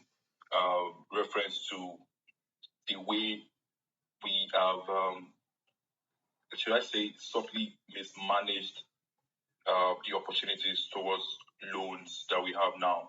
I mean, I was going through some papers for a particular group of young vendors, and it seems like a lot of us, we don't understand the whole aspect of getting these loans. We just believe that I get this money, I put it in my business, and miracle happens. From your own perspective, have we in any way tried as much as possible to do well in this aspect? I can answer that. That's more of a subjective question. I can't say if you've done well or not, honestly. All right, no problems. I was trying to write something off, so I just wanted to get like a tip of what you feel about how we've managed so far based on your exposure towards loans in Nigeria. What I know is that everybody in the world has a problem with debt. Everyone. The US, lots of people default. I mean, lots of people are bankrupt here. They have a clear way to address bankruptcy. In Nigeria, lots of people are also defaulting on loans. In the UK, I haven't gone to any country where I haven't seen folks that are bankrupt, right? Or that have a debt problem. It's a big problem. The difference is that when you go to, say, a rich country, they have a huge debt, but they have good income. So they service the loan. So it doesn't show up as bad. It doesn't show up as a problem per se. The problem in Nigeria is exacerbated because we have very, very low income. So if you borrow at 25%, right, and you have a problem, you are ill, or your asset gets destroyed, you're in trouble because you can't pay back. You are one illness in Nigeria away from being bankrupt. And in Nigeria, there's no bankruptcy in Nigeria. You just disappear. In America, you can claim bankruptcy, you get some protection, there's social security, blah, blah, blah. I've seen people that got sick and went from doing very, very, very well to nothing. Not just them, their family. So that's the problem in the country, that the income is so low and there's no structure, there's no safety net. If you are doing very well and one day your complex goes up in flames, you are dead. There's no insurance, there's no way you can come back, bounce back. You have to start all over again. That's the only difference here and there. If you're a kid here and you have a bankruptcy, after 5 or 7 years, it falls off your credit score, you can restart again, you can go to school, build back yourself up again. I mean, Donald Trump, his businesses were bankrupt, right? But he's the president today. So in Nigeria, I know it's only one person that has been declared bankrupt. I think it's only one person. The law is there, but we don't use it because it's cultural and all that kind of stuff. So that's the difference. It's just we earn too little that debt becomes a life event. It's not a financial event in Nigeria, it's a life event. If you borrow from that microfinance bank and you are paying 200% a year, how do you pay back? Explain to me how you pay back 200%. Unless you enter one profession and you steal money and you pay back. How do you pay back 200 compounded? So the next year it's 400 compounded. That's the difference, Doc. Thank you very much. All right, man. Nice one. I don't know if Adams has spoken. Adams, have you spoken, sir? Adams Osarit, let me say that name. Adams _ Pius. How are you, sir? Adams _ Pius. Go ahead, sir. Thank you, Prof. Can you hear me, sir? I can hear you. Okay, thank you very much. I really appreciate this opportunity and this. I just stumbled into the space, and I heard you talking about cash flow issues with SMEs and startups and how that can be a problem for their sustainability. So I just want to ask, let's say you find yourself in that position where it seems like you are burnt out, you've exhausted all financing option and operations cannot be sustained. And the thing that is before you looks like bankruptcy, but like you said just now, bankruptcy does not happen in Africa. You just vamoose. So, but how do you, what remedies, or what do you think, how do you come out of that situation where it seems like you are burnt out financially as a business? So are you saying if you know that there's no way to continue, or are you saying there's hope somewhere? The chances of continuing are very slim. Okay. I mean, what I would say is this, right? Close shop and move on, and don't ruin your name. Close shop and move on. Because if you are out and out, it's best you close shop, advise people formally, and say, hey, this didn't work out, and we're going to shut down. If things turn out tomorrow, we'll start again. Because when you leave gracefully and with that sort of exit, you can always go back to people. Policy can change tomorrow, and you can come back to those same investors. So as much as possible, if you think you can't go on, don't incur debt and then you are shut down because you could not pay your liquidity or you couldn't meet your liquidity calls. Shut down, call it a day, tell your folks, hey, this didn't work out. We want to go off air now. Hopefully we'll come back if things get better, and leave gracefully. Yeah, because that's just the way you want to do it. You don't want to create enemies. You don't want to create a bad, no, there's nothing wrong in you failing. If you fail, you learn that as experience, right? Everywhere in the world, people fail. Look at the guys that are the top 10 in America that they are rich. They'll give you all their stories of failures, how they failed and all that kind of stuff. So that's what I'll say. Once you know you can't continue, don't drag it. If you know, I'm not talking about you have a business failure, you lost a contract. No, that's not what I'm talking about. If you believe that the policy that has been introduced is going to affect you, or you believe that you cannot go on, or you have a health issue, do it formally. Close down, pay off your staff, sell your assets, write your suppliers, do it gracefully, and then leave, because you never know when you might need to come back, right? You never know. All right. Okay, Adams, thanks for that question. I have a question here on DM from Roland. Roland is asking, can you borrow to buy stocks? The obvious answer is yes, you can borrow to buy stocks. It's called margin. But why are you borrowing to buy stocks? I'm going to give you my own personal story. And one of my biggest financial mistakes that I made, I'm going to give you my story so you learn from me. So you don't do it yourself. You're going to learn from me. Why do you borrow to buy stocks? Because you think the stocks are going to go up in price so that you can sell and you can pay back. So now let me give you my own story about borrowing and all that. So back in Nigeria, back in this, I used to work in an investment bank, and there's something in Nigeria called bonus shares. It's still around, right? But they give you a bonus, which means instead of getting a cash dividend, you get a bonus share. The way bonus shares work is this. If the share is worth 100 naira and they give a 1-for-1 bonus, that means you get, for every one share, you get one bonus. That means you're going to get, if I have 10 shares, I will have 20 shares. The company will give me 10 new shares for the 10 I have, and the share price is 100. The accounting means that, right, those 100 shares, when they give me my new 10 shares, the price of those shares will fall or be adjusted from 100 to 50. So I'll give a good example. If I'm buying, I don't use a company name, if I'm buying Nigerian stock for 100 naira and Nigerian stock gives me a bonus 1-for-1, that means that the price of Nigerian stock will fall to 50, half, 1-for-1, half. Now, there's something called in financing called anchoring. When most people look at the share price in Nigeria, they anchor to a price. So let's say they look at Nestle. Nestle is about 1,000. In their mind, they anchor to 1,000. So the guy is looking at his papers. So when we used to trade, we used to trade off this anchoring. People will see Nestle at 1,000 naira on Monday. Then on Wednesday, they'll see it at 500. What do you think they do? They buy. They think that the price has fallen from 1,000 to 500. So that at 500, they think they're buying at a discount, which is false, because the share is 500, because they are double the shares now in existence. So there's no change. The 500 is the same as the 1,000. But people don't know this. The bulk of people don't know this. So they rush and they buy. So what we used to do, this is the trade, is that you look for shares that are giving you bonus. You buy the share before the X date, the date that are going to cut off the bonus. When you buy the share, after the X date, the share price will fall. People will buy it. The share price goes back up to the real cost. You sell the shares.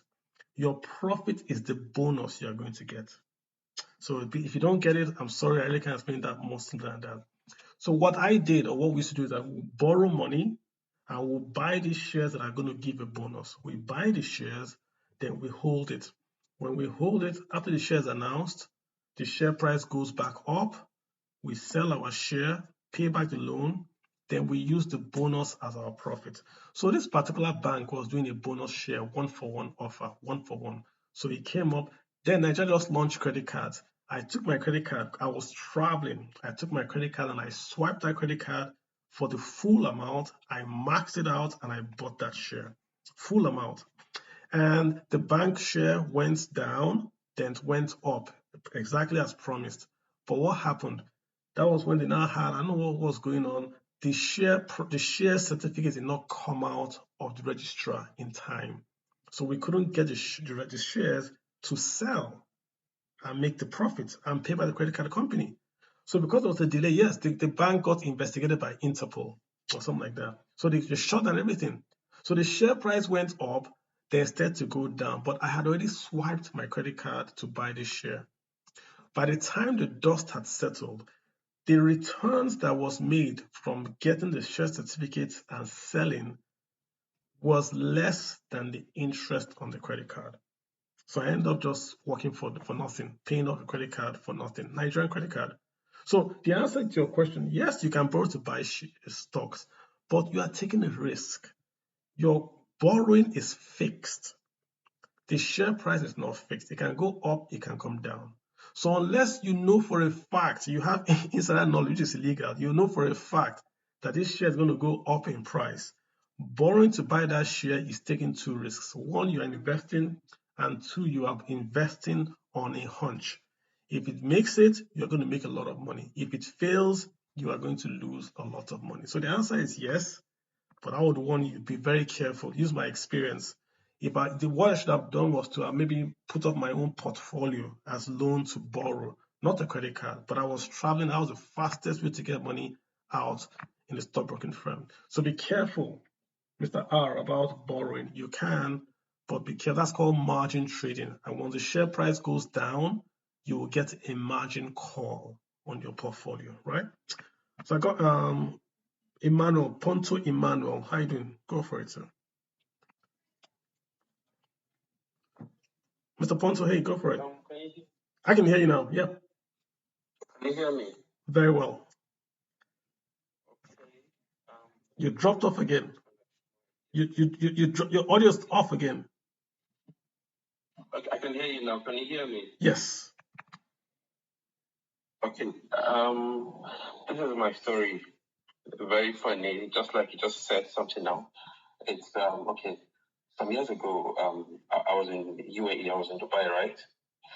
So I had a very good job, and I got my credit card from the bank. Then I was using it like I was paying up my debt, and then my spouse needed to pay her because she got an admission to study in the UK. Then I was like, okay, fine. I don't have I wanted to just pay up the school fees up front, so she would just settle in properly, without having to work and pay fees to get. So I used my credit card. I just paid her school fees, everything up front from UAE. Then she left to the UK. Then I stayed back in Dubai. After a while, Nigeria, the whole Nigerian issue with UAE, the government clashes. Now my work permit got expired. I couldn't renew anymore. That was how I lost my job. And this is like 1 year after she had left, right? Then I lost my job. Now, this is where the whole story, the way I started having issues. I couldn't really get a very good job anymore because of the whole still visa issue we were having. So I had to move to the UK. I moved to the UK some months ago. Now, ever since while I was in Dubai, I was still I struggled to pay up. I struggled to pay up the loan from the credit card. So what I did was I just told the bank that they should just just give me a payment plan that will pay up probably in 5 years' time. So I just needed to buy time so I'll be able to like pay it up at my own time. Then I go to the UK and like I just forgot about it. I needed to settle in, like get a job, get a bigger apartment and the rest. Now I think I'm ready to pay up the loan, but I'm thinking, I don't know. What do you advise? What do I do? Like I want to call them. Like, okay, now I'm ready to pay up. Like, what do you think I should do? Like, what are my chances? What options do I give them to so that they were able to so that I'll be able to at least pay up easily, that it wouldn't really, pain me. Let me ask you a question. So just to be clear, this loan is a credit card loan. Yeah, credit card, yeah. Did they stop the interest on the credit card loan? No, it's up to now. It's still up, yeah. You don't have any option. You have to go pay. You have to call them and ask them to give you a deal. If they can give you a deal, because deal, right? So now, what are my options? What do you think I should probably look out for, even if I want to get a deal with them? You want to ask them if they can accept a one-time payment. See, it's not even possible. Where's the credit card company located in? Sorry? Is it a US credit card company, UK? Where's it? No, UAE. Back in UAE. What's the APR? Do you know? No, that is why I just collected it blindly. I never had any financial intelligence, But do you know the APR now? Have you found out the APR now? No, never. I haven't. Okay. I just stumbled on this live video. This live session. Okay, so number one, you need to know what you're owing. Do you know what you're owing? Do you know the amount you're owing? Yes, I know the amount I'm owing. Okay, so you want to get all that information from them and you want to ask them if they can give you a one-time payment to clear off the balance.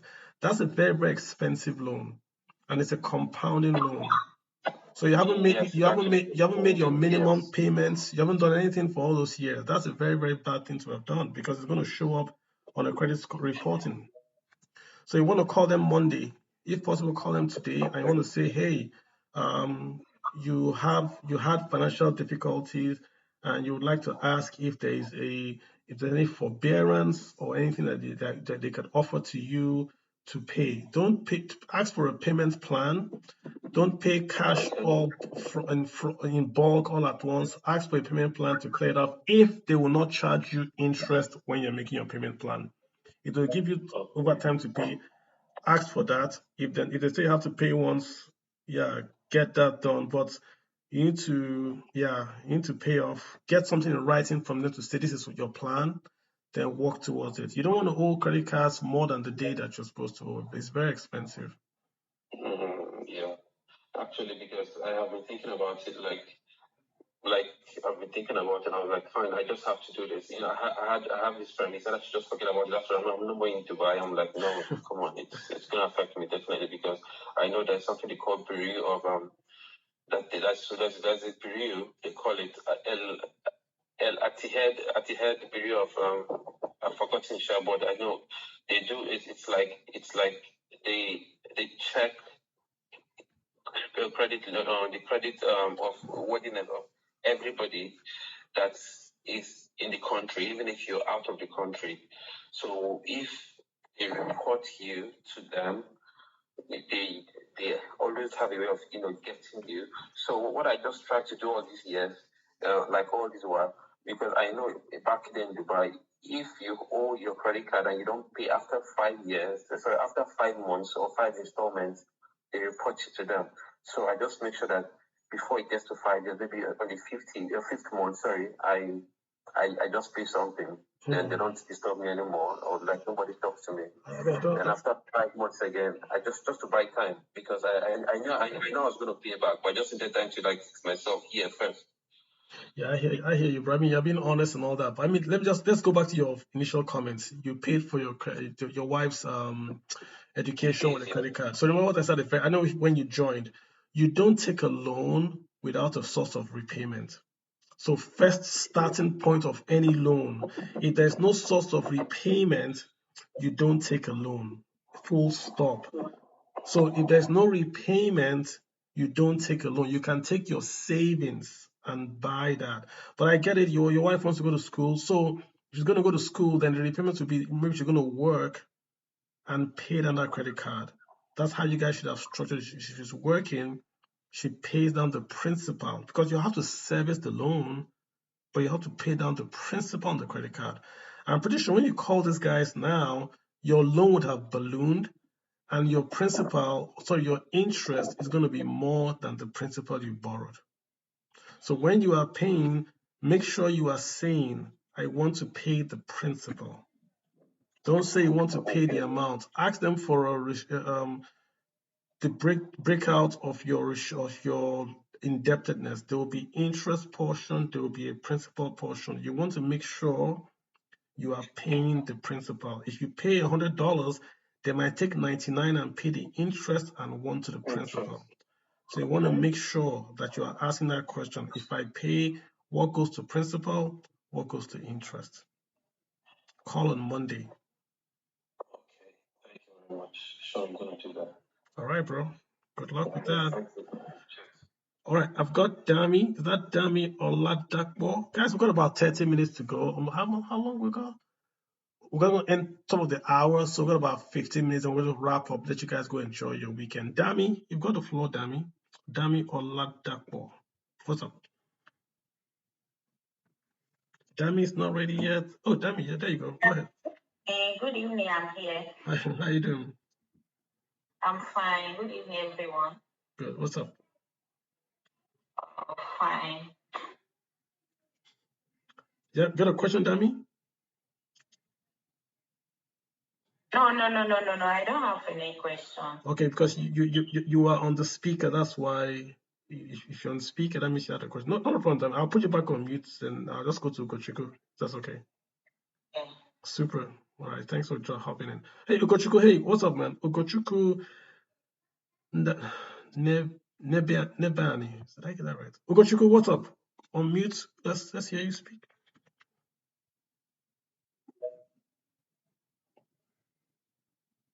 Can I hear? Hello. Ugochukwu, how you doing? Yeah, good day. Can you hear me? I can hear you loud and clear. Okay. I'm a very big fan of your channel and your Twitter page. Thank you very much for the for giving us all the updates and all. Thank you. So I have a question. I want to ask if NGX like Nigeria, because you said something about like when you got a loan to like the stock when you bought stocks then. But I want to ask, is the NGX ready for like a digital platform for trading? Like is the NGX ready for something like that, something like Robinhood or Momo, like for the NGX? Is the market ready for it? Do you think it's ready for it? We already have lots of trading apps that you can trade in Nigeria. NGX itself is just a platform, but we have lots of digital trading apps, many that are registered by SEC. There's Chaka. I think Chaka has been bought by Rise. There's Cowrywise. There's what's the other guy's name? Bamboo. They're all registered by SEC. You can go in there and trade digitally. Even many stockbroking homes have their own direct trading sites. Auto Stevens, CSL stockbrokers, Afri Invest. They all have their own individual stockbroking firms. So you can actually go in there and trade as well. Okay, so but are all those their stock trading firms, are they digital or they are still like normal local brokers? What does that mean, digital? You can buy and sell from your phone. Yes. Hello? Yeah, you can buy and sell from your phone if that's what you're asking. Correct. Okay. So thank you very much. Oh, you're welcome. I know where it's brother. Hey, I got Eze Chikwelu. How you doing, sir? VIP Mosu. What's happening? Yeah, hi, Gavin. Hey, what's up? Thank you for having me. I just have a question. Yes, sir. This is a bit tricky. I've been discussing with a couple of my friends. Someone actually suggested it, but I want to know what your take is. So someone was able to pay off a mortgage, the person said. The person was able to pay off a 28-year mortgage in 7 years. And this was what the person did. So the person looked at the person's income, then looked at the person's credit card. So maxed the credit card by writing a check to the person and paying it towards the person's mortgage, then by the time the income comes in, the person fills back the credit card, then the credit card provider looks at it, increases the person's limits, and the person will max it off again. And when it's that way going up, the credit card the limit keeps going up, the person keeps maxing it, paying off in 2-3 months and all that. What is your thought about that? And it's not automatic. It's not like if you pay off your credit card today, they increase the limit tomorrow. So credit card increase limits are not automatic. And depends on what the mortgage. I mean, look at this transaction you're talking about. Mortgage rates are always going to be lower than credit card rates. Always. So the cost of the mortgage is lower than the cost of the credit card. What if he maxes out and he can't pay that credit card? What if something happens that month he can't pay back? So I hear you. You max credit card, then you take cash. That's already a charge. Every time you take cash from your credit card, it's a ding. They don't like to see it. So if you're taking out cash from your credit card, they are dinging you. So it means you're using your credit card to pay your mortgage. You're also going to see you're using your credit card, they ding you as well there. Because you should be paying from, say, a direct deposit or flowing from your bank account. So are you going to swipe the credit card with your lender? Who is the lender? So the credit card payment is in addition to the but how is it paying? monthly. How is it paying it? Yes. If who owns the mortgage? If a bank owns the mortgage, so how does it pay from its credit card? Is it going to go to the bank and swipe? So that was the main question I had. So person says you write a check to yourself. So the person wrote a check to the person, cashed the check and paid it towards the credit card. No, hold up. So we've been thinking Hold up. No, No, why I want to know what you're what's your thoughts. I'm holding my credit card in my hand. How do I pay the mortgage? That's what I'm asking. So, no, the person is already secured the mortgage, Uh-huh. right? And the standard monthly mortgage payment has been set up. The person pays that. Okay. Right? So the person now writes a check. So this happened. Hold up. That's what I'm saying. If I'm holding a credit card, the check is from where? So this person claimed that the person wrote. I don't want to put gender into it. The person claimed that the person wrote a check to the person. So you writing a check to yourself. But how does that affect the credit card? Off your credit card. How do you cash it off? You can do balance transfer. In the UK, you can do balance transfer. But when the person said check, it wasn't a conversation. I was like, I don't understand. Yeah. But in the UK, you can do balance transfer. You're going to get charged.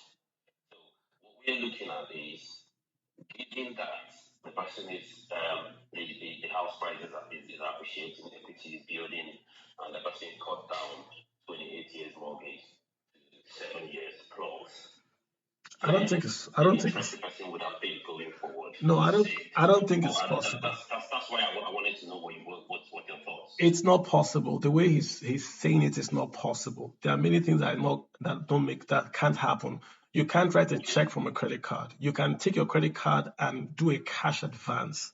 And once you take cash out, it's a ding. It's negative. So it's going to affect your credit. You're taking out cash every month from the credit card, every single month. That's a ding. Number two, you're not going to get an immediate credit increase. Your credit increase is going to be based on your DTI, your debt to income. But when you are taking out cash, it's affecting your debt. You are telling the company you don't have the income.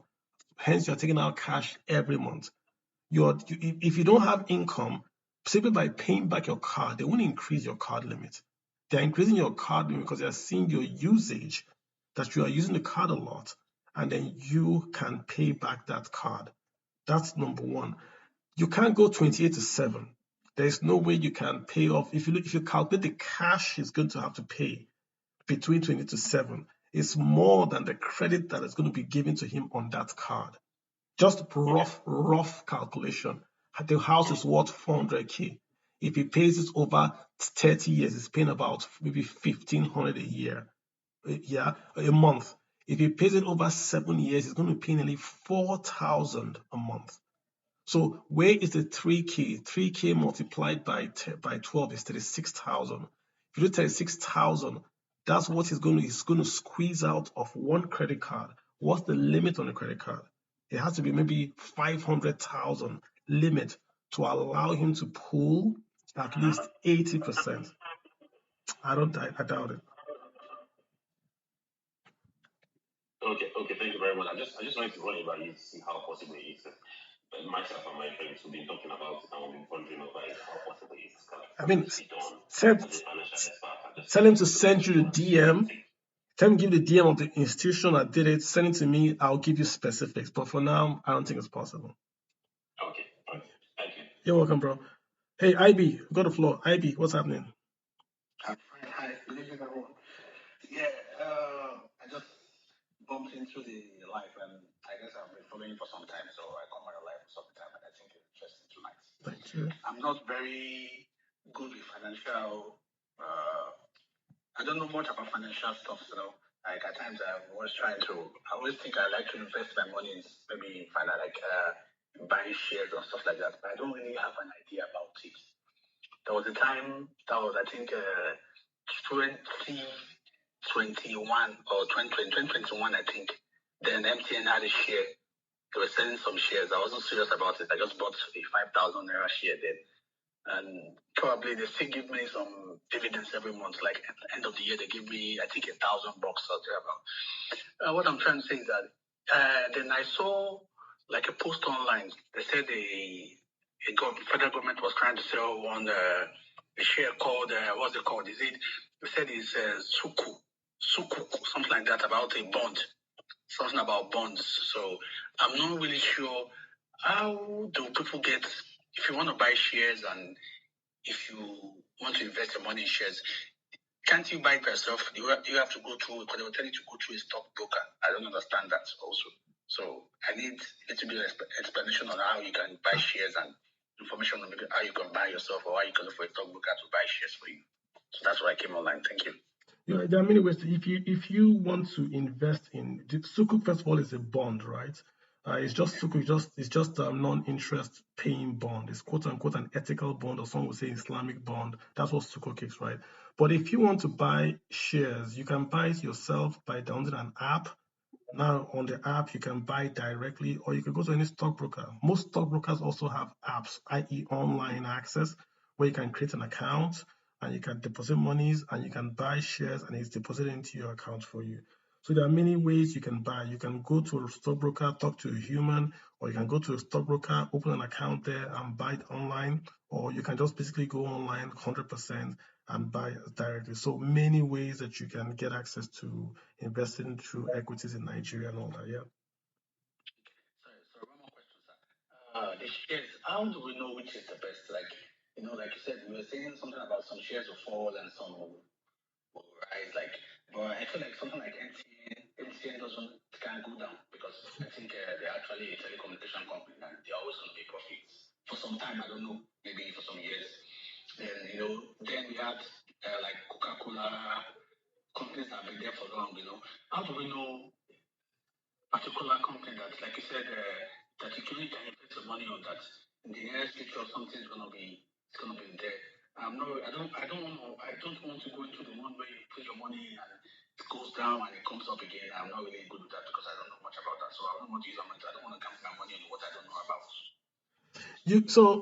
The simple answer is to say you have to research. I mean, do you follow soccer? If you follow soccer, do you follow soccer? Yeah, do you play football? Do you follow English Premier League? Football, yes, yeah, the fan of football. So name the first team of Arsenal for me. Name them for me. The attackers in Arsenal. Name like 5 attackers for me. Arsenal. Yeah. Yeah, Martinelli. They have Gabriel Jesus. They have Saka. They have Nikita. And they have, I think they have Toussaint now. Toussaint, yeah. Okay. How do you know? How do you know these guys? Because I watch football. Interesting. I like to watch football. Okay. I'm not good at reading. I prefer to watch than reading or people telling me. All right. So just watch Bloomberg, watch Yahoo TV, watch any investment show on TV. Watch it for like 2 hours a day. The same way you mentioned Arsenal first team, you can understand what's PE ratio, what return on equity, what company dividend ratio means, dividend yield means. That's exactly what you need to do. No difference. Anything you study, then you understand. Now, if I tell you, for instance, they are taking off Martinelli to bring on Partey, you know what's happening, Abi. You know they want to play defense, Abi. Yes. Exactly the same thing. If I tell you a company is investing in this country to boost their equity per share, you know exactly what they want to do. There's no difference.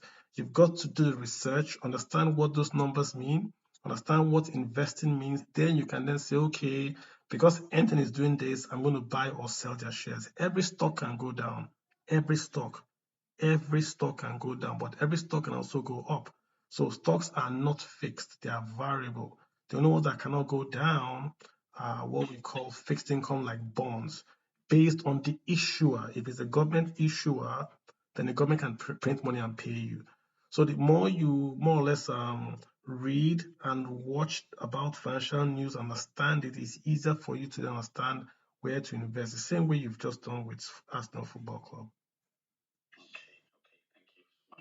You're welcome, bro. Yeah, so go study. You have a phone, just search on Twitter, finance Twitter, follow those people, watch Bloomberg, put Bloomberg, watch it for 30 minutes. You won't understand what they're saying at first. After a while, you start to get the picture. Follow many guys on Twitter, and you get the language. You understand what you just like if you give your girlfriend or your wife football to watch, you say, what is offside? She'll say, why is that guy wearing black? It's the same thing you're asking because you don't know football. But once she starts to watch football, she know, oh, offside means this. Oh, that guy is a referee. Exactly the same thing. So you've got to understand it. Yeah. I said, okay, I'm listening to you. Excellent. Yeah. All right. So do that, and then so follow my page, get my book as well. It's a very, very good book. I break it down in simple language for you. How to invest, what to watch out for, things like that. Yeah, get it. It will help you. It's on Amazon. Yeah. All right, man. Thanks, Ivy. Thank you. We're gonna shut down about. So once we answer the guys that are on screen, I will shut down. Hey, Ivy, what's up? Deary, what's happening? Deary, what's up? Go ahead. Deary, I can hear you. All right. Okay. Thank you so much for this space. We're really learning a lot, in as much as I don't, understand like half of what you guys discuss sometimes, but the ones that I do understand, I try to understand.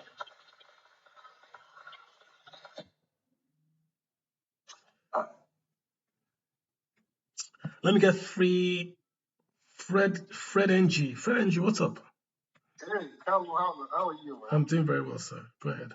Thanks. I mean, I've been a follower of your page for a while now. I've always been at your space. Thank you. I really appreciate your patience and diligence trying to break things down, And my question, I really want to ask, I don't know if it's related, but, in a hyperinflationary environment like what we're probably experiencing now, I don't know if we could say it's hyperinflationary yet, but what's the best way to preserve your capital? Let's say you have some money now. What's actually the easiest, I'm not so the easiest, but what's the, advisable way to just keep your capital and just ensure, monies that you have, you really don't have any use for it right now, right away? How do you kind of keep it and just be sure that, have a decent kind of safety on it? It depends on how long you want to keep it for, and if you are not worried about if you want to get the value back or if you want to grow the value. Those are the two questions we'll ask. How long do you want to keep it? No, I'm even just saying, let's say maybe a year. It's a short time frame of like, a year is still fairly short. Say a year. I'm not even interested in investing it, but let me just be sure at least it maintains a reasonable, still the same purchasing power. So go buy any treasury bill issued by the federal government of Nigeria. That will guarantee that you get it back after 1 year, guaranteed. Like a treasury bill is for 91 days, but ask your banker, say you want to buy a 1 year treasury certificate from the federal government, they'll give you one. 360 days. That will guarantee that you get your principal back. I'm not guaranteeing inflation, but to guarantee you get your principal back. Yeah, it's inflation that I'm actually worried about. Because a million naira now in 1 year, if we're having this 18-20% inflation, it's not going to be exactly the same thing at the end of 1 year. Yeah, so the point is that if you want to retain your money, you have to take risk.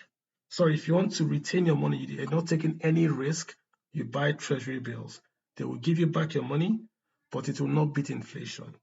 If you want to grow your money, then you have got to take risk, which means you don't buy treasury bills or bonds, you buy equity or commodities or something else that can grow, but you are taking risk. No free lunch. You see where I'm going? Yeah, I get your point. I always thought about I mean, you can buy. Lots of people bought dollars fixed income savings in Nigeria. I think we brought FCMB a long time ago to the forum here, and lots of people bought dollar ETF shares, and those guys must have been making a killing right now. Because right now. when they bought that dollar, it was 400 and something. Now dollar is 1,000. So so that's the whole idea, right? Yeah. Yeah, so they appreciate their capital is appreciating plus they're having their returns. So that was a good investment. Yep. So that's the way you want to. It's your call. What do you want to do? You want to keep what you have or grow what you have? Whatever you answer, then we'll take it from there. Yeah. Or growing it involves some risk, which could be good, positive. You could get high returns, or you could lose to if the reverse is the case. Mm-hmm. Yeah, exactly. All right, bro. Okay, thanks a lot. You're welcome. All right, Diri, do I have you back, Mr. Diri? Your audio was going off. Do I have you back now? I'm sorry, can you hear me now, sir? Yes. I'll just jump right to the question, so I'm going to take you back a bit. There was someone here that had a problem. He borrowed in USD. He borrowed in USD and he's paying back in Naira because of the inflation. So you said something about hedging of funds. I would like you to just kind of summarize it or explain it to me like I'm 10 or something.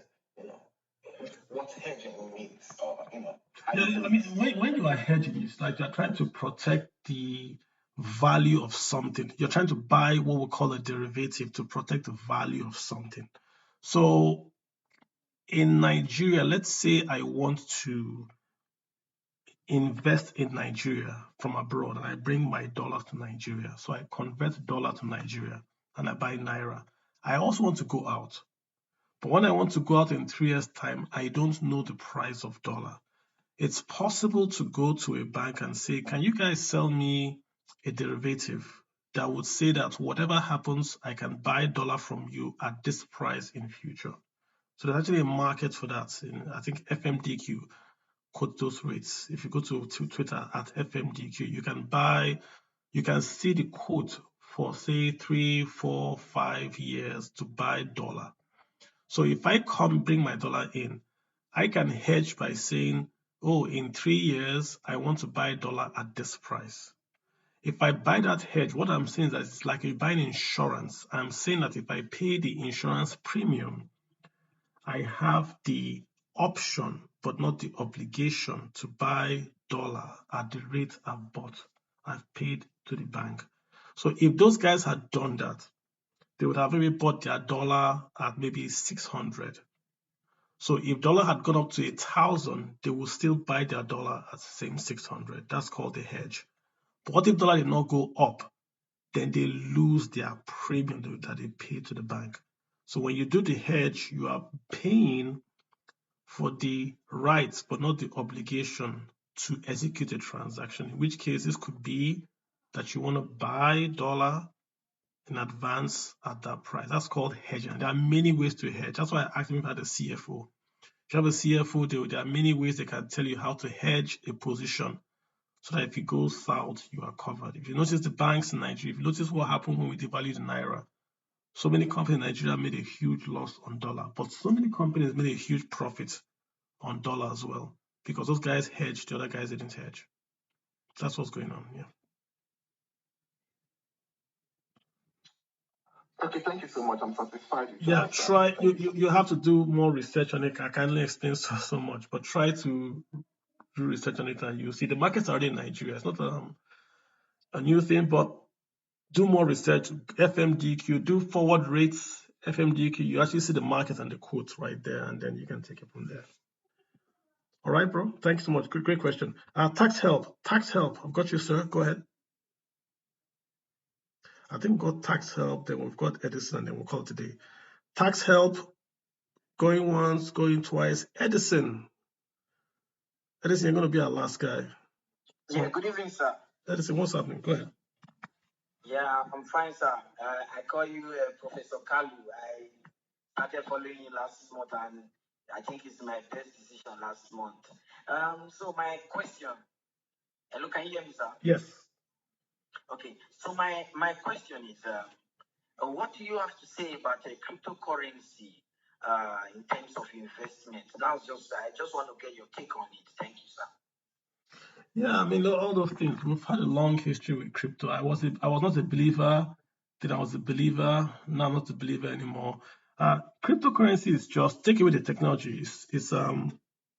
It's speculation. We are speculating that the value of this asset will rise in future. So we're buying today. That's what crypto is, nothing else. Whatever anyone tells you, it's a speculation on the future price of crypto. Why do we think the price of crypto will go up? Because of scarcity. So right now, if you take away Bitcoin and maybe Ethereum that has some utility, i.e. operational utility, the bulk of cryptos are all promises that the price will go up in future because the utility will go up in future. So we're buying today to hold, to hopefully to sell tomorrow. That's what we're doing with cryptocurrencies and all that.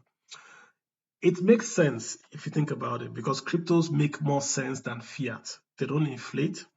They are better efficiency than fiat. The only problem with crypto is this government thing. Crypto people will tell you every time we're going to replace fiat. That's how they go into trouble. If crypto had simply kept their mouth shut and simply gotten this technology everywhere that everybody was using crypto, then the government would not have noticed them. But they were trying to go against the government to replace fiat. I'll give you examples. Look at Facebook. Facebook was going to do a new currency. Do you know what that would have meant?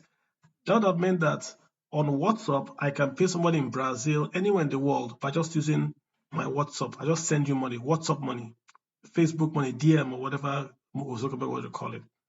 What would you think will happen to banks? Banks would have all died. What about the dollar? Dollar won't have survived because now you can trade and transact using Mark Zuckerberg's cash, not dollar. So of course, the US shut him down. Same thing with crypto. Crypto is better in my view than fiat because you can't have inflation, you can transfer cheaply. But when you tell the US or Nigeria that you are going to create a product that will destroy the dollar or the naira, our ability or the government's ability to print deficit financing, of course they'll fight you. And that's what they've done. So Nigeria has banned it. US is harassing them all over the place. Look at all the banks that were closed. Signature Bank, the guy that runs the board chairman of Signature Bank in New York, Barney Frank. Not Silicon Valley, not Silicon, Signature, the one in New York. That Barney Frank is the one that wrote this Dodd-Frank rules that we read about. He was the guy there. He said it was closed because they were close to crypto. So the government doesn't like them. No government likes crypto. None. China has their own currency, but that's from the state. That's the state-owned crypto. America doesn't like crypto. Nigeria doesn't like crypto. UK, EU. I've not seen one country apart from El Salvador and Central African Republic that likes crypto. Why? Because it's a threat to them. So the biggest threat for crypto is regulatory, that they will regulate it out of existence. And if that threat remains, it can never become a viable asset class. That's the problem with crypto, nothing else, just this government wahala. So if the government would allow them to stay, then it's a good asset class to buy and hold. That's just the problem. It doesn't mean you can't make money off it, but you're making money with the mind that government can wake up tomorrow and ban it. Like they did in China. That's the problem with crypto. Thank you, bro. Thank you, bro. Then the last thing, how can I buy the hard copy of your book? Amazon. Okay, so when I pay Amazon, sends it to because I reside in Benin City, those state, Nigeria. I don't. That's the thing. I brought a lot of copies. I ordered a lot of copies, and I did it in Nigeria and distributed it. But I haven't done it in a while. It's just the time to do it. You have to print it, give it to. I was using Roving books, and they were very very good. So I just don't have the time to print it, send to Nigeria, and sell. So for now, Amazon. But yeah, if someone wants to print the books and sell, I don't know. But for now, Amazon. Yeah, that's where I am right now with that. Sorry about that. Get your friend in Amazon to send it to you, and I would appreciate that. Okay, thank you, sir. All right, so Ezechiel, you're the last guy. I don't know if do you have anything you still had us up before I close on the space? Yes, I had a very weird question I was going to ask. So it was another topic we were thinking because so we're both got this idea of when people are running out is the best time to run in. So I've got two questions for you. The first question will lay foundation for the second question. So the first question is, do you think that dollar to naira exchange rate would ever come back to, let's say, 800 naira to dollar? It can even go lower than that if the right policies are implemented. If you implement the right policies, it can go to 400 per dollar.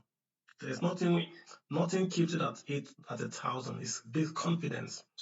1-2 policies, it will go back to even 500. Good. So if there are signs, or you believe, or you have high appetite for taking risk, do you think it's wise to start buying naira, putting it in the money market, and waiting?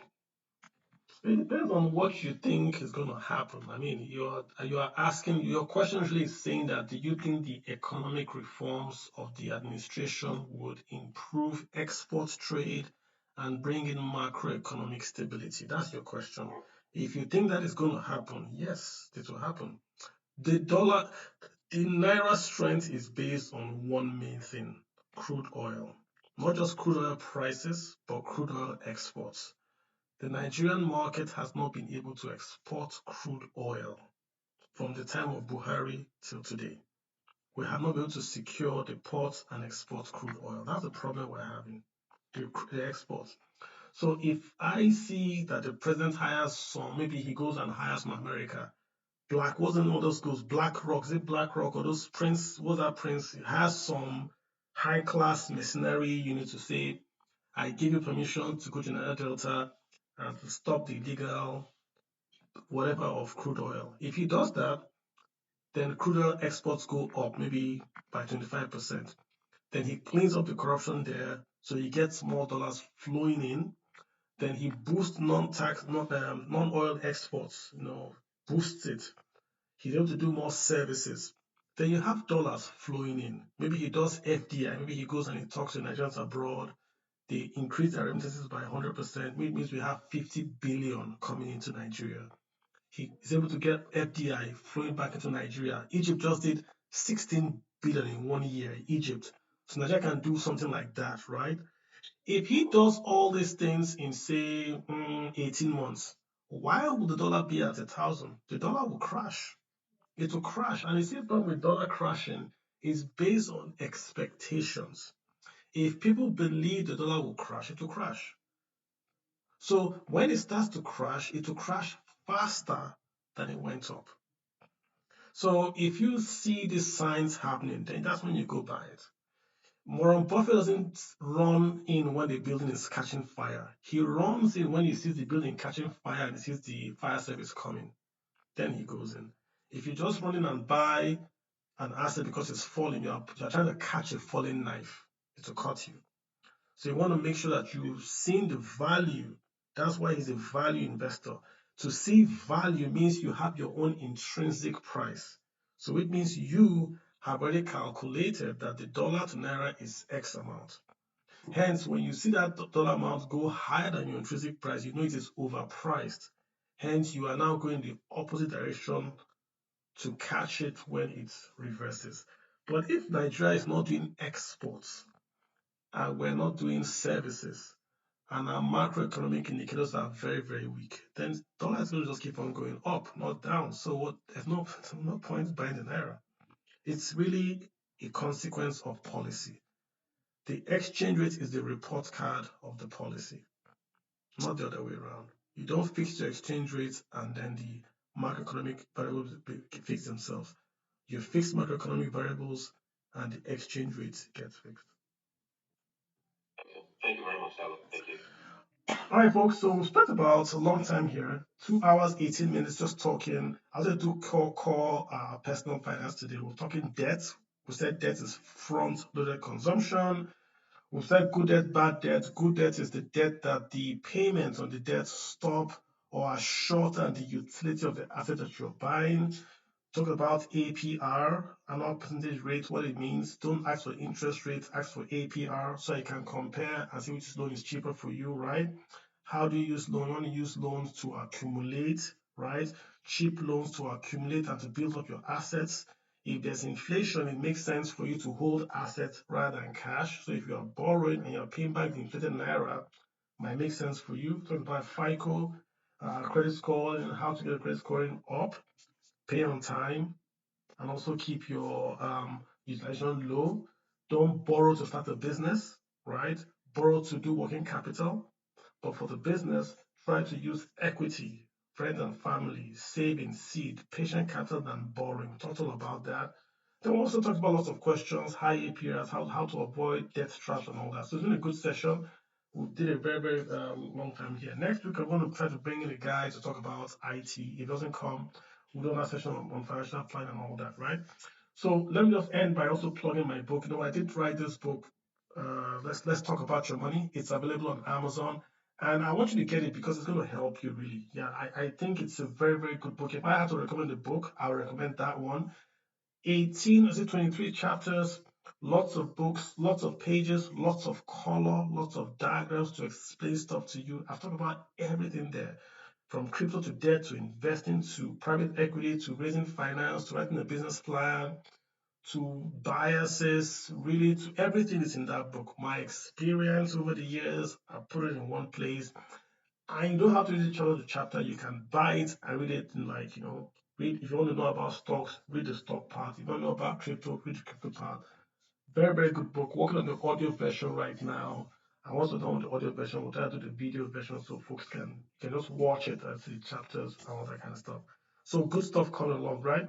So let's get that going. You've got to learn stuff to invest stuff. Don't invest what you don't know about. You lose money. Before you invest, know what you're doing. Same way you can't watch football without knowing the rules. Don't invest without knowing the rules. And if you do that, you're going to turn out good.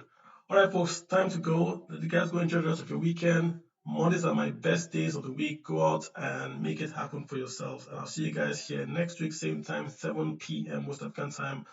On that note, guys, take care. See you all, and bye.